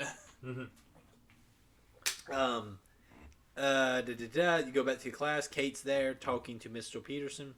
Or Jefferson. Mr. Jefferson. She's obviously going for him for help. What he tells her does not. He's like, I can't do anything. Doesn't work, and she storms off. You talk to Mr. Jefferson. You go into class, and the class is instantly interrupted because Kate is on top of her dorm. I know we're skipping some little stuff. Yeah, one thing that I want to bring up is David apologized to me for yelling at me when I stepped out of the closet during this section. He did not do that to me. He tried to talk to me, but I blamed him because I said that Chloe told me you hit her. Yeah. And this is when I thought the game was trying to do something, and it wasn't. Gotcha. Because he has a conversation where he's like, I don't understand. Like, I'm just trying my best. Like, I do care about her, yada, yada. And then there's later on a moment when you're in the garage and you read some books. Like, he's got, like, a book where, he's clearly dealing with, like, coming back from the war. Implied PTSD. Yeah, that he's having it's never a hard said time. outright, but it's... Yeah, he's having a hard time readjusting to civilian life. There's a point in which you see like a knife that he's been given, and someone made an engraving where it's like, to my like angel or whatever. Like he did something in the war that saved somebody or whatever. Like I was like, okay, maybe are we supposed to think this guy's like he's badly projecting decisions with good intentions. No, he's not. He's an asshole. But I thought the game was trying to do that, but I digress. We go outside. This is a really cool moment because everyone's gathered around watching Kate. And when you round the corner, Kate jumps. And you have to rewind time to stop her from jumping. That is the moment where both times I played this game was like, oh yeah, this game's great. This game's really something special. Like the way it handles some of these moments, just like immediately slamming that button down and be like, no, not this time. And I like also the fact that there was like this, basically, it's been implied also that if you use the power too much, like she gets nosebleeds, it's taxing on Max to use the power. But she basically, while using it, almost freezes time. And there's this cool moment where you're like pushing yourself through a frozen time to get to the top of the school to talk to Kate. And you have a conversation with Kate in which you basically like, you don't want to do this. And this is a moment where I feel like maybe I broke the sequence a little bit. Because there's a moment in which I'm talking to Kate. Kate says something like, you're right, Max, I'm right, you're right. And she starts like she's going to come down. And then she goes 0 to 60 back to being upset. And you're given an option about, like, people do care about you, and you're supposed to mention somebody. And I didn't have her dad on that wheel for some reason. Well, I did, and it didn't save her life, so... You said dad? Yeah. Dad. That's not the... I think you have to get a certain number of... You have to weigh it in your favor by getting a bunch of stuff right in one go. Yeah, like, I feel like I missed one or something. If you miss one, I think she takes a step back, because I think the steps that she takes is you need like 3 steps forward. I didn't miss a single beat, but so if she doesn't take those 3 steps, it's not how many you get wrong, it's how many you get right. Oh, okay. So I guess if you didn't get enough right, then she jumps. Like I said, it was really disappointing for me because I thought like she switches tones so quickly that it makes it sound like she's about to come with you, and then she went 0 to 60 back to suicidal, and like I was like, oh, I don't know what just happened here, but she does jump. It shows that Max is not a god. You know, she's not able to bring her back, and then the sequence switches to you in the principal's office with the police, Nathan and David, and you're basically given the option at this point to blame one of them for Kate's death, and I blame Nathan. I did too. Yeah, because I mean, David's an asshole, but like from my understanding at this point, he wasn't. Nathan's the one who put the video up, who drugged her, who maybe sexually assaulted her. Nathan's the asshole, and I blame Nathan. It's all their fault. Jefferson didn't help her. David pushed her, but Nathan was the inciting incident to that. Yeah. So to me, he's the one who did the most. No one's innocent here, no. But he's the one who did the most damage. Mm-hmm. I do have a question. So you guys snitched on Nathan before. When you bring up... So I did blame Nathan. The principal says, like, why are you just making stuff up? You haven't told me anything about this. What does he say to you? To me, he just continues to be like, well, these are some serious allegations, and he expels Nathan. He does expel. He does expel him in mine as well. Suspends him, not really expel. Some say expel, some conversations say, I expelled Nathan, but some of them say he's suspended. Yeah. Well, and also you learn later on that like Nathan has a long record of crappy stuff, and they just cover it up. Yeah. Mm-hmm. So it's not like it's that surprising that they would do that. The principal is a lame duck and a piece of junk. He's also a drunk. Jefferson, if you accuse him, I rewound and did both of these. I believe David gets on, I don't know if he's fired, but he gets on like thin ice at this point. But Mr. Jefferson, like he's saying, we're not sending you to San Francisco anymore. And Jefferson's like, I'll do whatever I can. I'll step down, whatever you need me to do to help further this investigation along. I would do my thing. So Jefferson actually does like a decent thing. Pretty much, yeah. Okay, maybe at there's that point. Okay. Huh. What's the weird weather event? The tornado. No. Oh, no. the eclipse. Because you go outside, and for me, I talked to Warren, and you're sitting there with Warren, and there's an eclipse that happens. He like puts his arm around my shoulder and everything. Not you. Close. Not me. I don't think so. Oh. Did you hug him? Yeah, I hugged I Warren. must have. I don't I think didn't that hug would him. be a choice. I probably hugged Warren at the beginning, which may have led to that. We're also going to the Planet of the Apes movie together. Yeah, me too. Did you agree to that? I agree to that, but I might back out because I have plans for what I think Max should be doing. Well, Max is also like, he should be with Brooke. Him and Brooke get along so well together. And like when you talk to Brooke, she's implied like super jealous of Max. Yeah, there's like a weird little love triangle type thing going on. Okay. Chapter 3 is my favorite chapter. Let's jump in. Yes. You get woke up by a text message from Chloe wanting you to come hang out. You also have a rug that says keep calm and carry on. That's really stupid. That's not a slogan that was ever actually used in the war. It was a slogan designed by the British propaganda ministry for the British people, but it was actually never deployed in the war, believe it or not. More you know. Huh. Could tell everyone really excited. It's also very late at night. I really like this sequence of going out into the hallway with your flashlight on your phone. It's undercut by the fact that other people are out there. Yeah. Because at first I was like, oh, this is kind of cool. The creepiness of roaming hallways of your home or where you live at night by yourself. But other people are out there. People in the bathroom. It's like Dana's doors open. It's like, okay, that's not really that big of a deal. Everybody's sneaking out too. Like Victoria sneaked out. It kind of undercut the scene. There's some stuff here we're going to keep moving because we got to get moving. But there was a couple things. Like if you can check the Max's computer at that point and see her Facebook wall of people sending like sympathy to Kate. It's just mine's basically saying get well soon and everything. And when you go to Max's, everybody's saying, you did it, Max. Great job. You're a real hero and stuff like that. I imagine your wall. Mine is bad. Yeah. Mine is like, you didn't save her. I remember. And like the general tone of people change at this point for the student interactions. Like a lot of them will bring up the fact of what happened to Kate. Where like I remember playing this, and what I remember is all the goodwill I worked up seemed to evaporate because everybody just instantly hates you. See, the only people who don't hate you at this point is like Warren, obviously, and just like a couple of the really close people who were close to Kate. Close to Kate, yeah. People generally didn't give me that much junk. They were like, you tried. So I don't know why that is. I mean, did you read the Facebook thing on the computer? Yeah. It's 3 or 4, and it's mostly the Vortex like, Club people just like pressing. But see, I just assume that those are dicks to me no matter what. So, screw them. I did get on the party list for the Vortex Club thing, so I imagine. I got on there. I imagine. Eventually. Oh, you add your name on Heck later? Yeah, on? I did. I erased names. Yes, I did too. You can do both. Yep. I did both. Well, but I talked to Taylor was cool with me because I talked to her about her mom.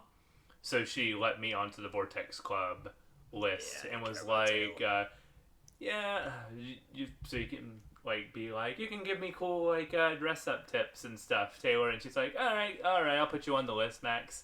All right. So let's keep moving because we got a lot of ground to cover. We do got a lot of ground. This episode's running long. You go outside.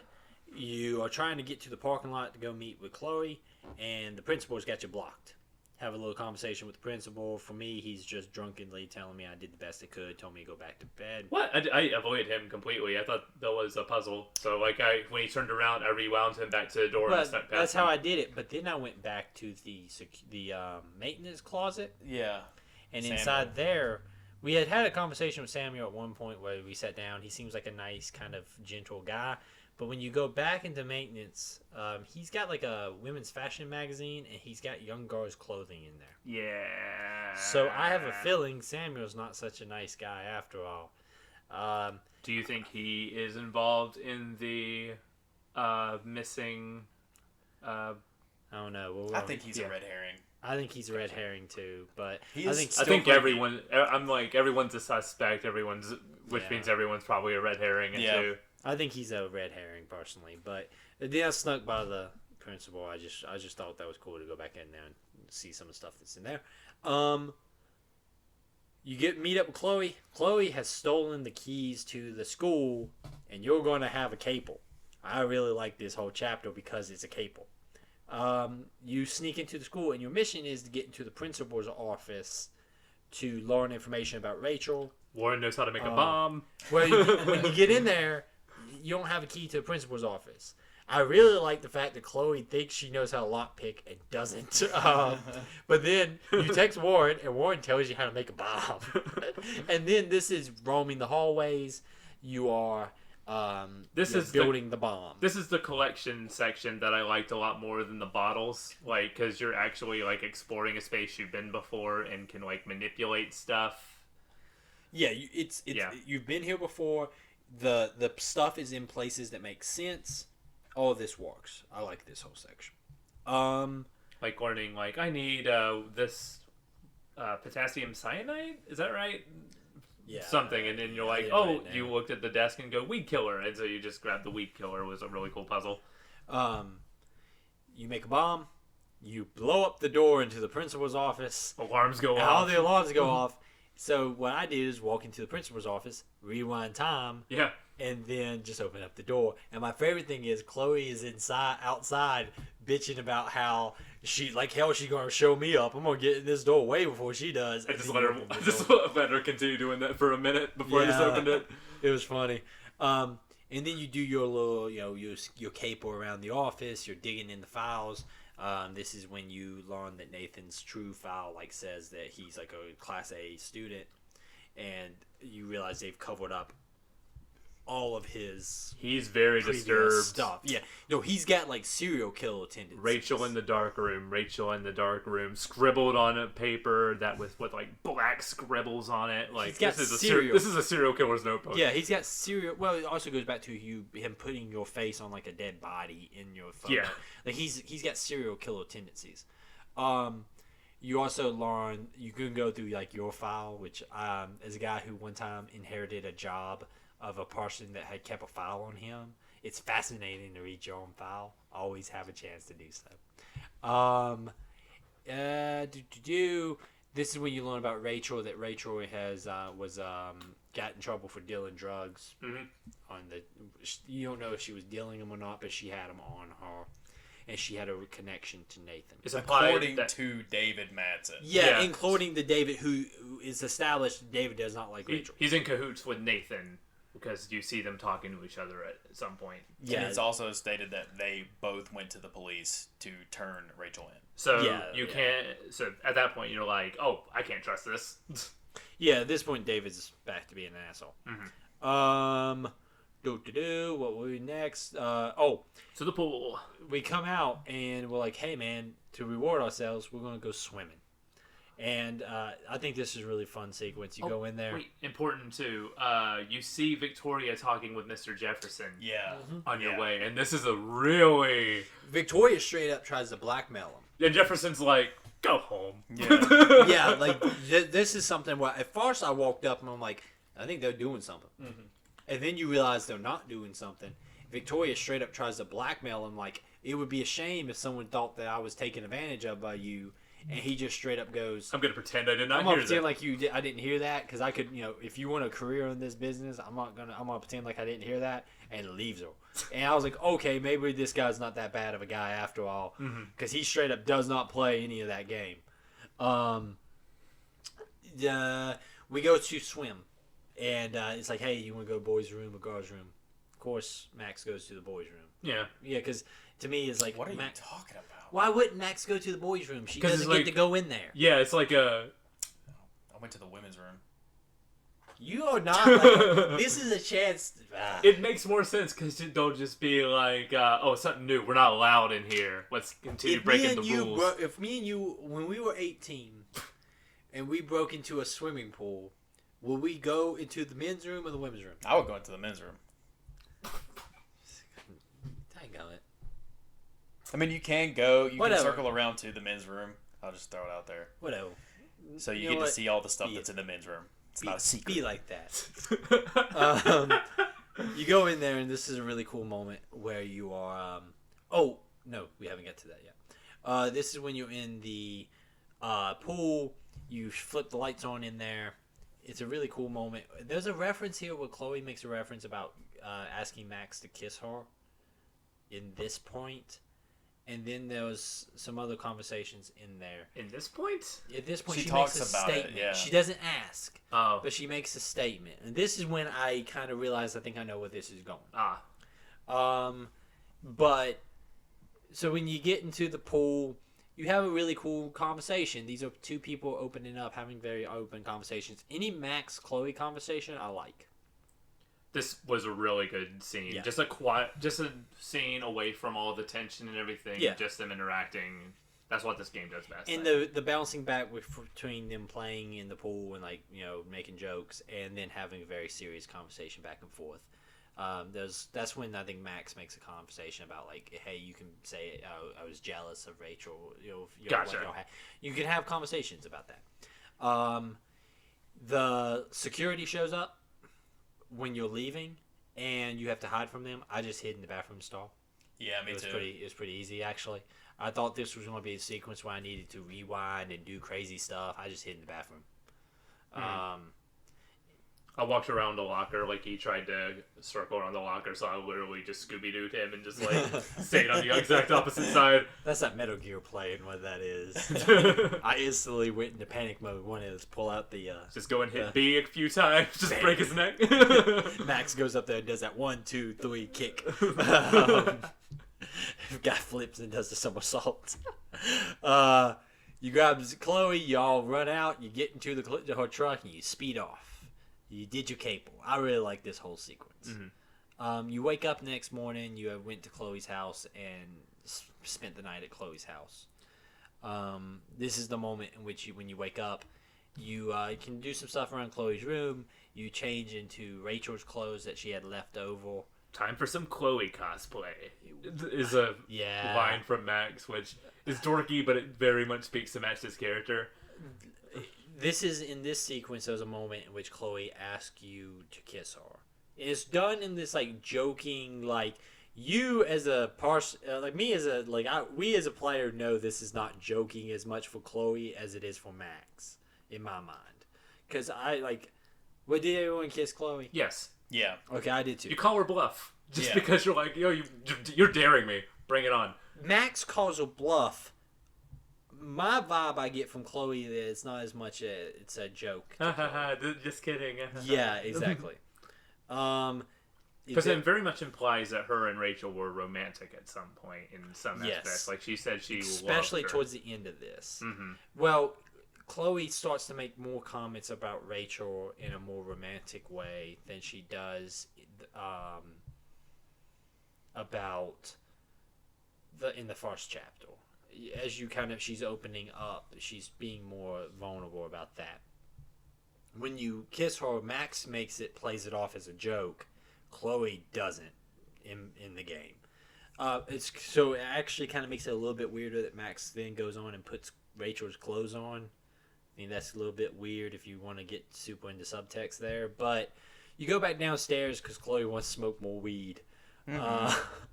After playing Metal Gear, this feels like the most subtle thing in the planet, though. Yeah, I know, right? In Metal Gear, Ocelot would have been like, just emerges from the closet. Yeah, bam, bam. And this is when I had a really cool moment when you're down there talking to Joyce.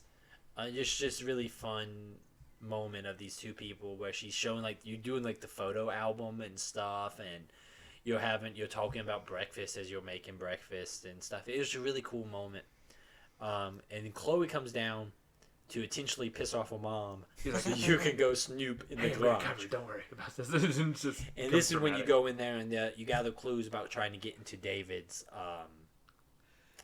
computer. Got it first try. I got it 10th try. Same. It was the one, I figured it was the date he met Joyce. See, I tried 5 other things. Since apparently, he seems he never fails to bring up that I served and I saw action. So I was just like, this dude probably has some military stuff that he's going to take to his grave and use as his password. Which the password is supposed to imply that he absolutely loves Joyce. That is not, seems to be without question. This game kind of tries to make him more complicated than I think the game. It's the push and pull. They wanted to make it seem like you don't know how to feel about him, but even though I'm very negative, I'm very negative on this guy. But when you go back in there, David shows up. He's all pissy. And this is when we just ganged up on him. Because I, like, talked about, you've got cameras. You slept.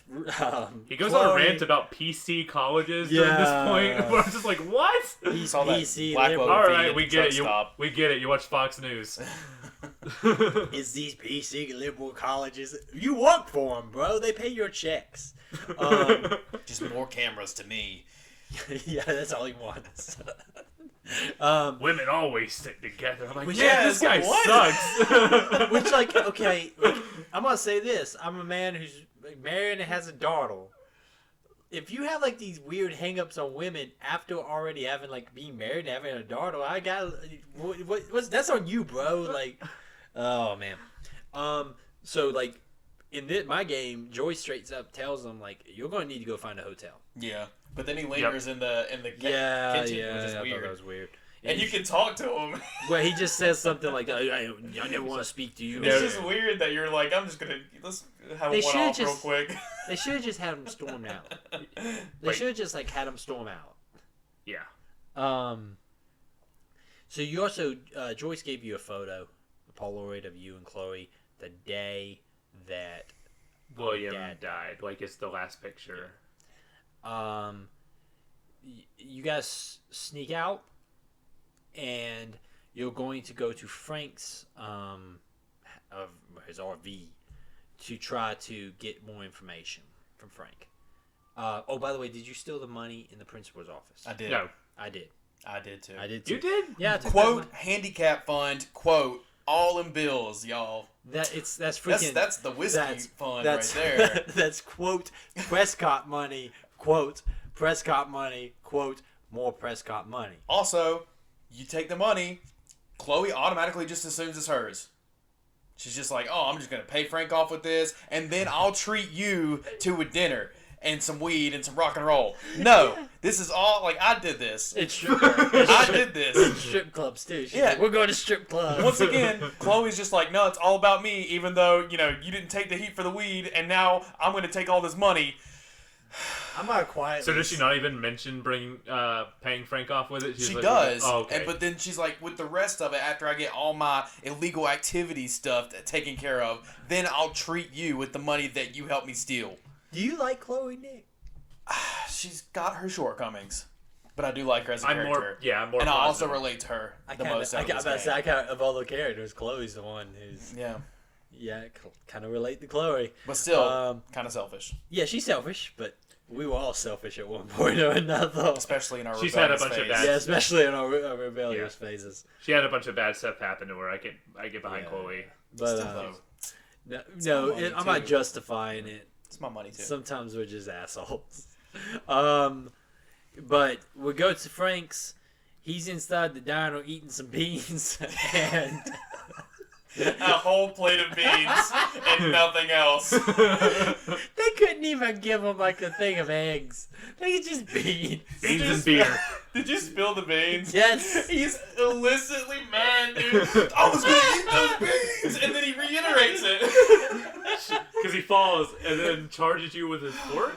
Yeah. And then you can also pour the beer on his head. Or whatever. And my favorite thing is he's like, "Those are my beans." I was gonna eat those beans. I've been to a lot of dinos. I went to a dino yesterday. You can get eggs and bacon pretty daggone cheap. I feel like it's not like a price thing at this point. I think he just prefers to eat beans. You can do some fun stuff in there. Long story short, you have to steal his keys using the time travel gimmick. You did get a lot of like weird background information from this scene. Did Yes. you approach Nathan at all in this? I feel like you had to get Yeah, him to you put have the keys to. up. Yeah. Yeah. Because some weird like blood Oath. thing with Rachel between her and Frank. Well, this is when you start to realize that Frank and Rachel did not have an antagonistic relationship.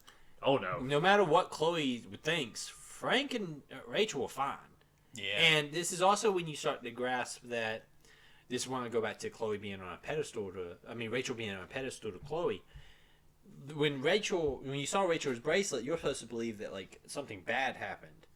Now it's very easy to believe that she gave that thing straight to freaking Frank. It also has you go back in your head to the information you found out. It was like, oh wait, was she involved in like the drug selling since she was involved with Frank and everything? It makes you question what you knew about Rachel at this point. Exactly.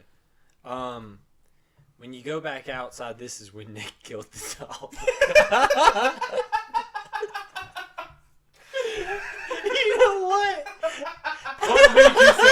What made you think I'm going to throw this in the street? The cop said that the dog was bad. You know what? You trust the cop? You trust the cop? We don't trust the cops. He makes a separate point to say Frank is bad, but that dog that Frank has is also bad. But, you know, like... It's a dog! You saved the dog. It's a fighting dog.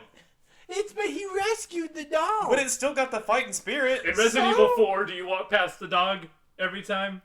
I didn't play that game, but... We're gonna. But from my understanding, from the Resident Evil movies, the dogs are bad and they chase you down. Those are the zombie dogs, not the dogs. Okay. There's a dog caught in a bear trap. You save the dog. You save the dog in every game you play. Good or bad, you save the dog. That dog's... I'm a dog owner, by the way. I don't know if you know this.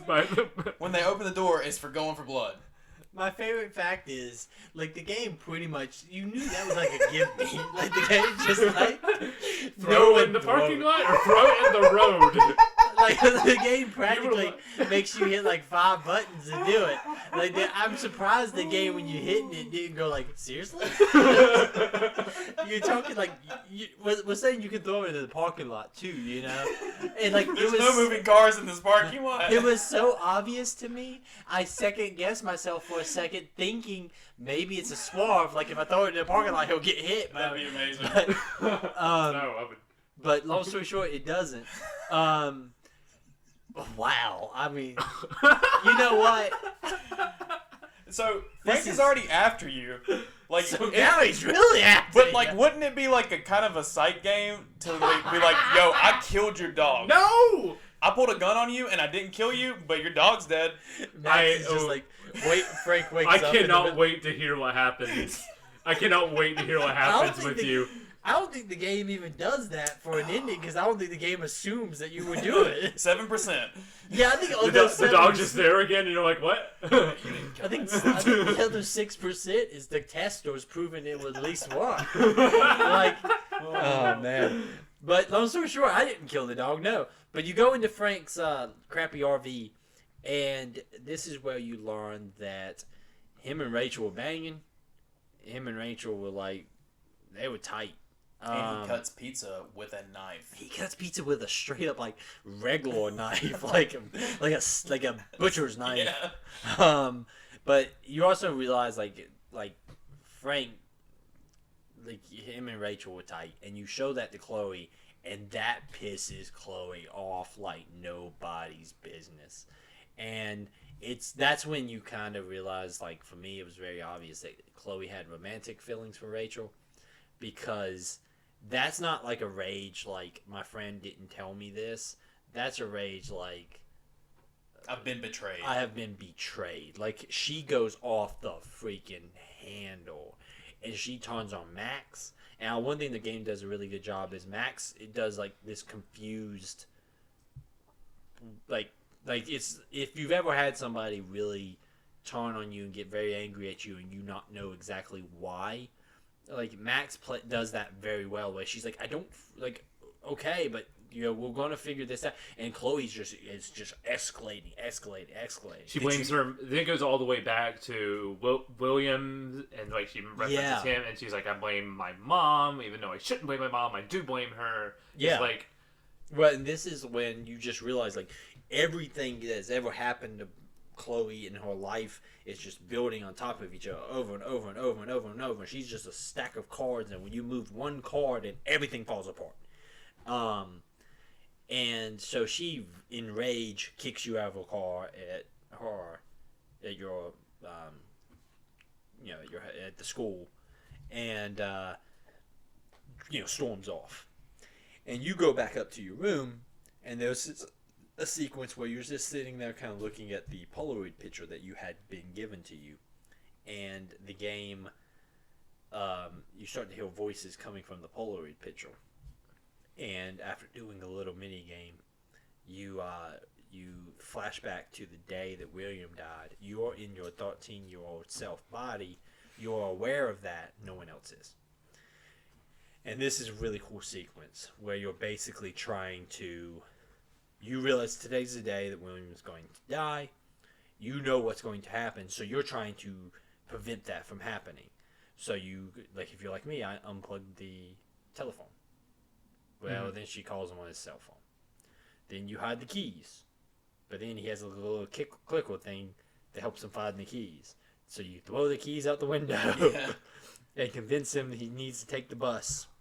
Right away, this game, in a very short time, gets you to really like William. At least for me, I'm like, I love this guy. He's super dad.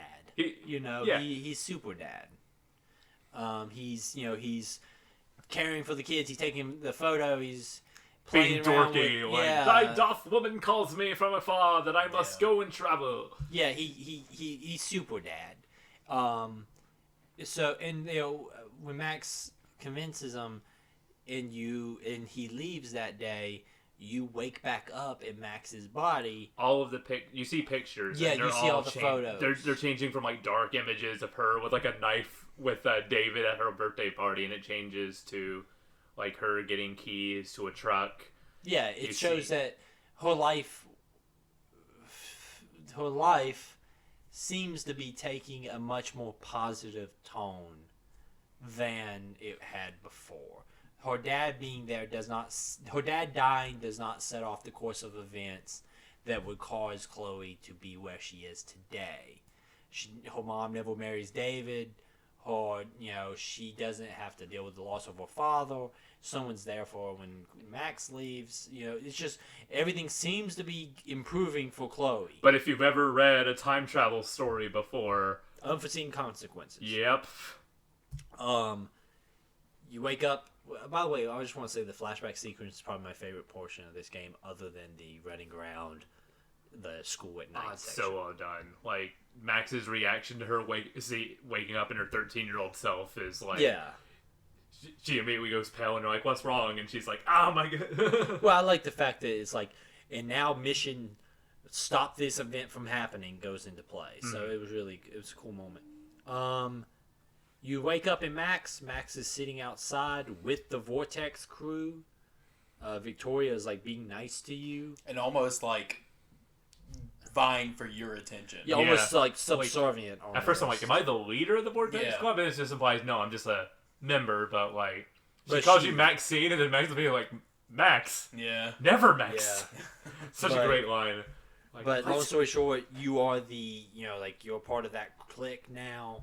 Her style's completely different. Yeah. Like, she's wearing a cardigan and like pressed like slacks. Well, Warren is over there with what's the girl name? Not Brooke. She's with someone different. Stella, I think. Stella, yeah. He's with somebody. They're clearly in a romantic relationship, and really Max kind of realizes these things, but very quickly goes, "I gotta go see Chloe." So she rushes off to go see Chloe. The bus driver is David. Mm-hmm. So David never got the security job. It's a really tense bus ride because you don't know what you're going to see at the other end of it. You open up the door. There's William. He's super excited to see you. Chloe has always been talking about you, since you came back, wanting to come see you, wanting to talk to you. And then he goes, I'll go get her. And it's just, Max is like ecstatic, William's alive, Chloe's here, it's my chance, I fixed everything. Then like it starts to go slow-mo and you see Max like put her hand over her mouth and it's just like, oh no. And it rotates, and Chloe, not with the blue hair, she's got like regular blonde hair, but with the facial features and stuff of what she was in the photos leading up, doing the flashback of her being happy and with her family and stuff like that. She is in a wheelchair and she seems to be paralyzed from the neck down. And that's the ending of the chapter. When I played this 4 years ago, after seeing that cliffhanger, I was like, I'm staying up until 3 or 4 in the morning. I am finishing this game. Yeah. Just because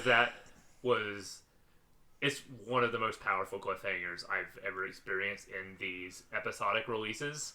Like, it is such a good stinger here. The flashback got me a lot because I talk about not having a hard time relating to these characters. But a father and the concept of leaving your daughter, like passing away and leaving your daughter behind, is something that rings very true to me.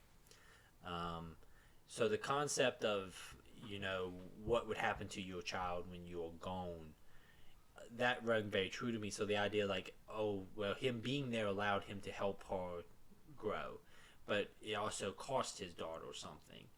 And where that can go as a story is fascinating to me because, does Max try to explain to William what happened? Because, I can tell you right now, as a father, you would sacrifice everything for your daughter, not have to be through the experiences she has to be through. But, so, is it going to be a situation where Max, explains these things to William? Does Max try to go back in time and allow William to go, that day, What's the right answer? Also, did you write something on the fireplace? I did not this time, but I went back. I forgot that I did it because I knew the answer to the puzzle right away, so I was able to solve it quickly. That I forgot to write the message. I wrote something on the fireplace. I wonder what that means. I don't know. But this is a really cool ending. Chapters 2 and then chapters 3 especially are a lot better than chapters 1.